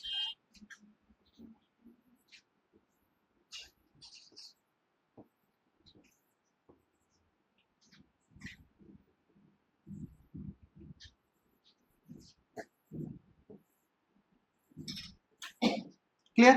ये क्रोमोसोम्स, क्या इनके अंदर साइनेप्टोनिमल कॉम्प्लेक्स दिख रहा है आपको? नहीं। यानी डी उठा करके इनमें सबसे पहला पॉइंट क्या लिखना है? डिसोल्यूशन हो गया। किसका डिसोल्यूशन हो गया बताइए? साइनेप्टोनिमल कॉम्प्लेक्स का डाइजेशन हो गया। क्लियर? दूसरा पॉइंट, यहां पे कुछ ऐसा स्ट्रक्चर दिख रहा है क्या? बोलिए। एक्स बॉडी दिख रही है, इनको हम बोलते हैं काइजमेटा। क्या बोलते हैं इनमें? काइजमेटा फॉर्मेशन स्टार्ट हो जाता है। क्लियर? जल्दी करिए।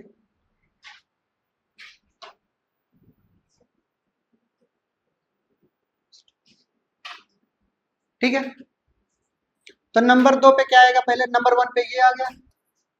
क्लियर? दूसरे नंबर पे क्या आएगा बताइए? काइजमेटा फॉर्मेशन। नंबर 3 पे आता है हमारे पास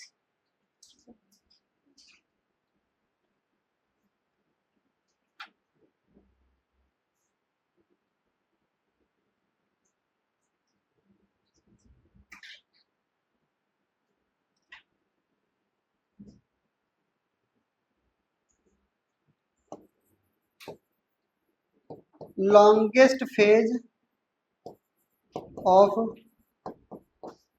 प्रोफेज फर्स्ट। प्रोफेज फर्स्ट का सबसे लॉन्गेस्ट फेज क्या है? डिप्लोटिन है।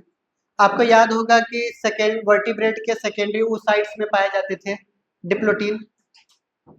सेकेंडरी oocytes में कौन से क्रोमोसोम्स की डिस्कवरी हुई थी?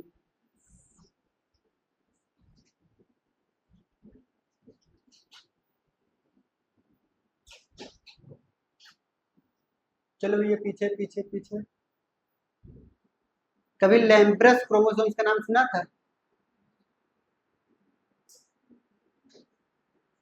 हाँ।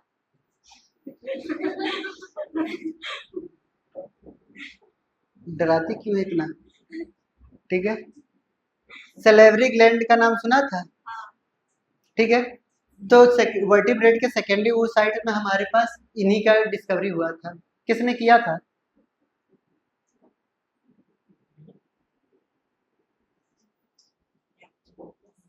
फ्लेमिंग ने ही किया था। देखिए किसने किया था जरा, हमें खुद ही नहीं याद आ रहा है।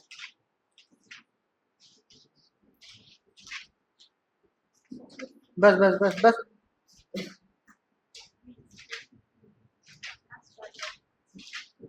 बस सही तो है, फ्लेमिंग ने किया था। ठीक है, क्लियर हो गया। हेडिंग डालते हैं हमारे पास डायाकेनेसिस।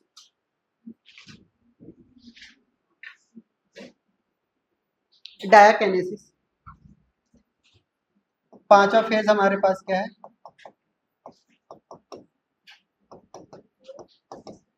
डायाकेनेसिस। क्लियर। डायाकेनेसिस में क्या होता है ध्यान समझेंगे। ये जो काइजमेटा आपको दिखाई दे रहा है, काइजमेटा कुछ इस तरीके का बनता है, ध्यान समझेंगे। काइजमेटा कुछ इस तरीके का बन रहा है, दिख रहा है आपको कैसे है? एक्स की तरह दिख रहा है कि यहाँ पे ऐसे गया है, ये ऐसे गया है, टर्न हुआ है। ठीक है, जब इसका टर्मिनलाइजेशन होता है तो ये जैसे हमारे पैंट की जिप बंद होती है वैसे बंद हो रही है। समझ आ रही बात? ये नहीं बंद की हो कभी? वही तो बोल रहा हूँ, ऐसा क्या देख रहे हो तुम लोग? ठीक है, ऐसा लग रहा है बहुत अच्छा चीज बता रहे हैं। ठीक है, नॉर्मल सी चीज है भाई। ठीक है, यानी ये कुछ इस तरीके से ओपन हो रही है। क्लियर, यानी टर्मिनलाइजेशन हो रहा है। इनका स्ट्रक्चर ही ऐसा होता है कुछ इस तरीके का। क्लियर, और ये ऊपर की तरफ इनका टर्मिनलाइजेशन ऐसे ओपन होती है। क्लियर, तो यहाँ पे क्या होता है कि इनमें टर्मिनलाइजेशन होता है। जल्दी करिए, लिखते चलिए। Terminalisation of chiasmata, terminalisation of कैसा बताइए? Chiasmata, last phase of prophase first. दूसरा पॉइंट, हाईली कंडेंस्ड फॉर्म में क्या क्रोमोसोम्स मिलेगा बताइए?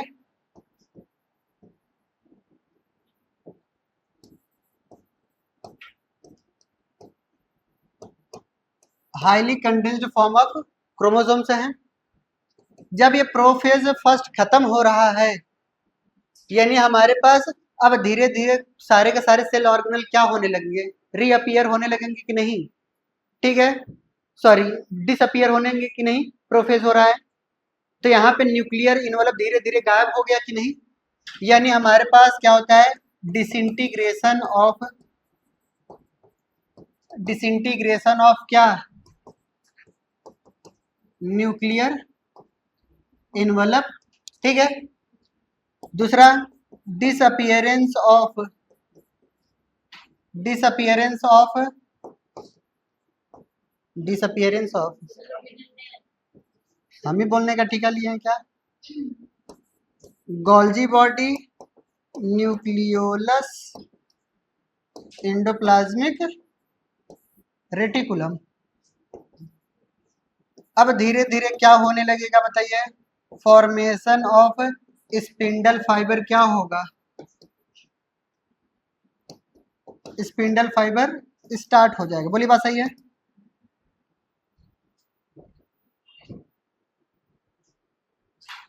क्लियर, जल्दी करिए। क्या ये फेज हमारे पास जो डायकिनेसिस है, मेटाफेज का स्टेट है क्या? Transition state? बोलिए, इसके बाद अब तो मेटाफेज ही जाएगा ना।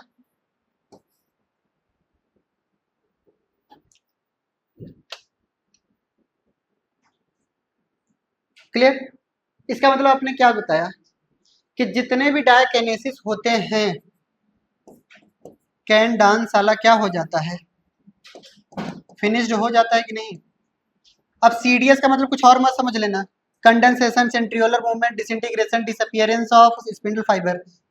समझ आ रही बात? हाँ, सीडीएस का मतलब ये समझेंगे। क्लियर, ये सब के सब क्या हो जाते हैं? फिनिश्ड हो जाते हैं। हेडिंग डालते हैं मियोसिस सेकेंड,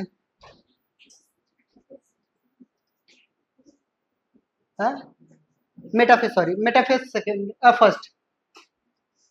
हेडिंग डालते हैं मेटाफेज फर्स्ट, मेटाफेज फर्स्ट। आगे बढ़े, चलिए सुन दे ध्यान से। कोई कुछ कह रहा है बट मुझे सुनाई नहीं दे रहा है, ठीक है। मेटाफेज फर्स्ट, ये सिर्फ सुन लीजिए बस, मतलब पूरा प्रोफेस फर्स्ट खत्म कर देंगे, उसके बाद हम छोड़ देंगे बस। सॉरी, मियोसिस फर्स्ट अगर खत्म कर दिए छोड़ देंगे, मियोसिस सेकंड नहीं पढ़ाएंगे। क्लियर, सुनेंगे जैसे। भूख लगा है, कैसे पेट भर जाता है तुम लोगों का, ठीक है। सुनेंगे जैसे, मियोसिस फर्स्ट का हमारे पास खत्म कर दे बस। मेटाफेज फर्स्ट में ध्यान से देखेंगे, जितना ज्यादा सोचोगे भूख लगी उतना ज्यादा लगेगा ना, इसलिए सोचो मेरा पेट बहुत भरा है, ठीक है। ये हमारे पास सेल है, फिर उसके बाद ये हमारे पास क्या हुआ, न्यूक्लियस। क्लियर, न्यूक्लियस के बाद हमारे पास क्या बनाया बताइए। चलिए न्यूक्लियस ही बनाते हैं, सेल बनाने की जरूरत नहीं, ठीक है। इनके पास अब हमने क्या बनाया, ये हमारे पास सेंट्रियोलर मूवमेंट हो गए थे, सेंट्रियोलर मूवमेंट हो गए। क्लियर, क्रोमोसोम्स क्या हो गए यहाँ पे, अब कंडेंस्ड हो करके कहाँ पे अलाइन करेंगे बताइए, इक्वेटर पे। कुछ इस तरीके से अलाइनमेंट होगा इनका। क्लियर, कुछ इस तरीके से अलाइनमेंट होगा। क्लियर, फिर यहाँ पे कुछ इस तरीके का अलाइनमेंट हमारे पास होगा।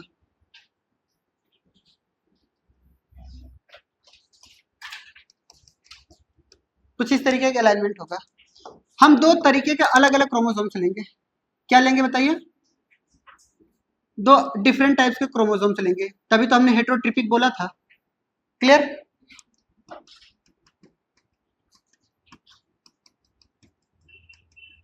क्लियर, कुछ इस तरीके का। अब यहाँ पे क्या हो गया बताइए, ये spindle fibre, chromosome fibre, chromosome fibre, chromosome fibre, फिर उसके बाद क्या बनाया मैंने, यहाँ से यहाँ तक कौन सा फाइबर, सपोर्टिंग फाइबर। फिर इनके बाद हमने यहाँ पे कुछ बनाया था, सभी के बारे में एक साथ जल्दी जल्दी लिखेंगे। इनके बारे में क्या लिखेंगे बताइए, कौन सा फाइबर, जल्दी बनाते जाइए, क्रोमोसोमल फाइबर, ठीक है। ये हमारे पास कैसे हैं, ये हमारे पास कैसे, इंटर जोनल फाइबर, ये हमारे पास कैसे हैं, ये तो बना दिया ना। इनके बारे में बताइए, ये हमारे पास कैसे हैं, सपोर्टिंग फाइबर। यानी मेटाफेज में मुझे कुछ और नहीं दिख रहा है, सिर्फ और सिर्फ फॉर्मेशन अच्छे से दिख रहा है, किसका, स्पिंडल फाइबर का। बोली बात सही है। यहाँ पे क्या होता है, फॉर्मेशन ऑफ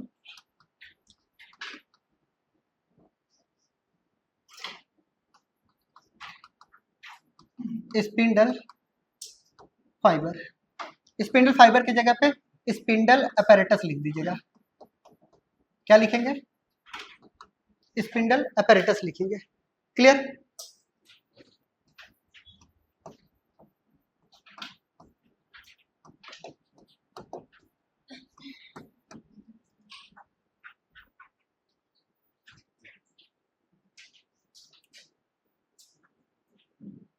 एनाफेज बना लेंगे आप लोग, वेरी सिंपल। ये हमारे पास न्यूक्लियस, ये सेंट्रियोल, ये सेंट्रियोल,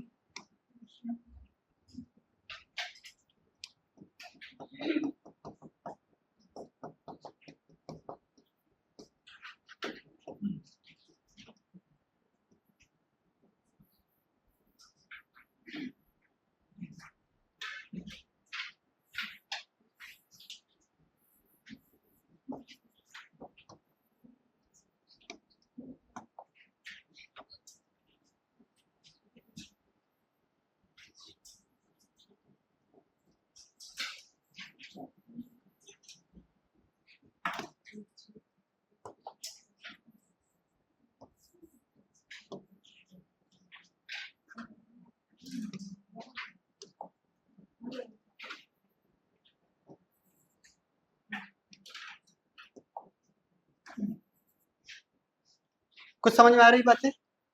इंटरजोनल में क्या होगा?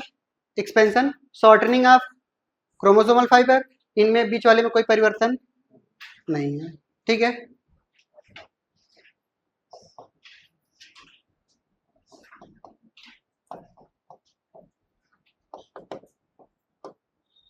टेलोफेज,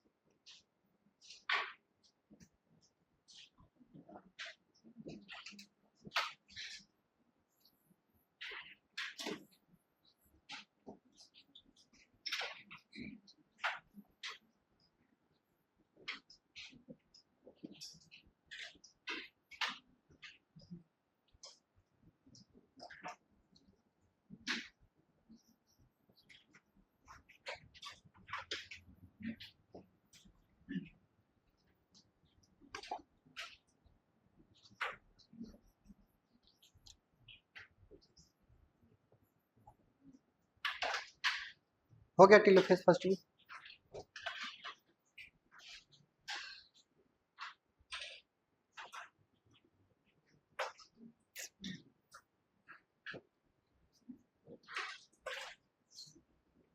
जल्दी बनाइए।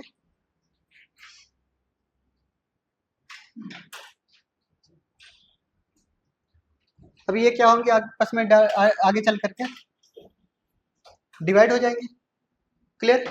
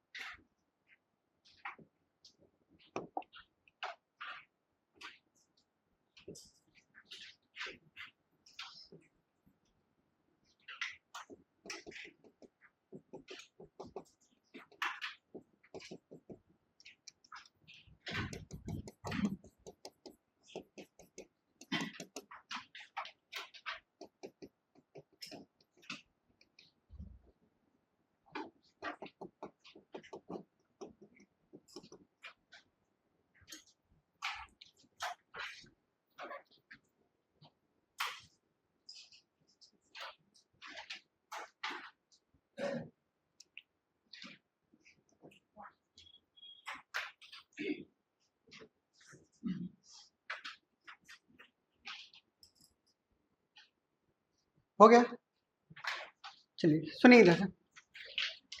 एनाफेज, मेटाफेज में तो लिखवा दिया था ना, किसका हो रहा है फॉर्मेशन? Spindle fibre. एक पॉइंट यहाँ पे ऐसे लिखना है, ठीक है? स्पिंडल अपैरेटस का फॉर्मेशन हो रहा है किसमें? मेटाफेज में। एनाफेज में क्या हो रहा है कि यहाँ पे नॉन डिसजंक्शन हो रहा है। क्या हो रहा है? यानी क्रोमोसोम्स अपने जगह से क्या हो रहे हैं? अलग अलग हो रहे हैं, ठीक है? अपने जंक्शन से अलग अलग, नॉन डिसजंक्शन ऑफ किसका? क्रोमोसोम्स का, ठीक है? दैट इज जो क्रोमोसोम्स हैं मूव टू कहां पे बताइए?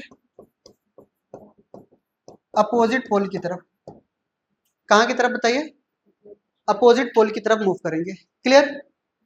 और ये भी बात याद रखना है, सेंट्रोमियर डिवाइड नहीं हो रहे हैं। बात समझ आ रही है?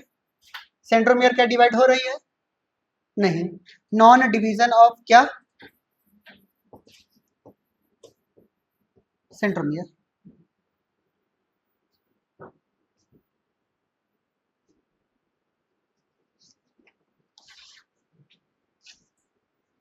क्लियर? चलिए यहाँ पे बताइए कितने न्यूक्लियस बन रहे हैं, बताइए। एनाफेज के बाद टीलोफेज आता है, टीलोफेज में कितने न्यूक्लियस? 2 न्यूक्लियस आर फॉर्म्ड, और इन्हीं को हम DYAD डैड बोलते हैं। क्या बोलते हैं? डैड कंडीशन बोलते हैं। मियोसिस फर्स्ट हमारा खत्म होता है, हेडिंग डालते हैं मियोसिस सेकंड।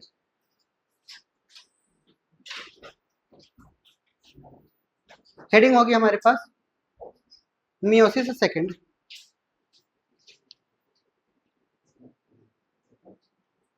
हेडिंग डालेंगे हमारे पास, बन गया ये। चलिए हेडिंग डालते हैं मियोसिस सेकंड। क्लियर? चलिए लिखेंगे मियोसिस सेकंड के बारे में, शुभम सर पढ़ा चुके हैं। Meiosis second is very similar to mitosis. क्या माइटोसिस का प्रोफेज नहीं जानते? माइटोसिस का क्या आप इनाफेज नहीं जानते? माइटोसिस का क्या आप मेटाफेज नहीं जानते? माइटोसिस का क्या आप टीलोफेज नहीं जानते? जब जानते हैं सब कुछ पढ़ाया तो है। क्लियर? तो मियोसिस सेकंड में लिखेंगे are very similar to mitosis. Clear?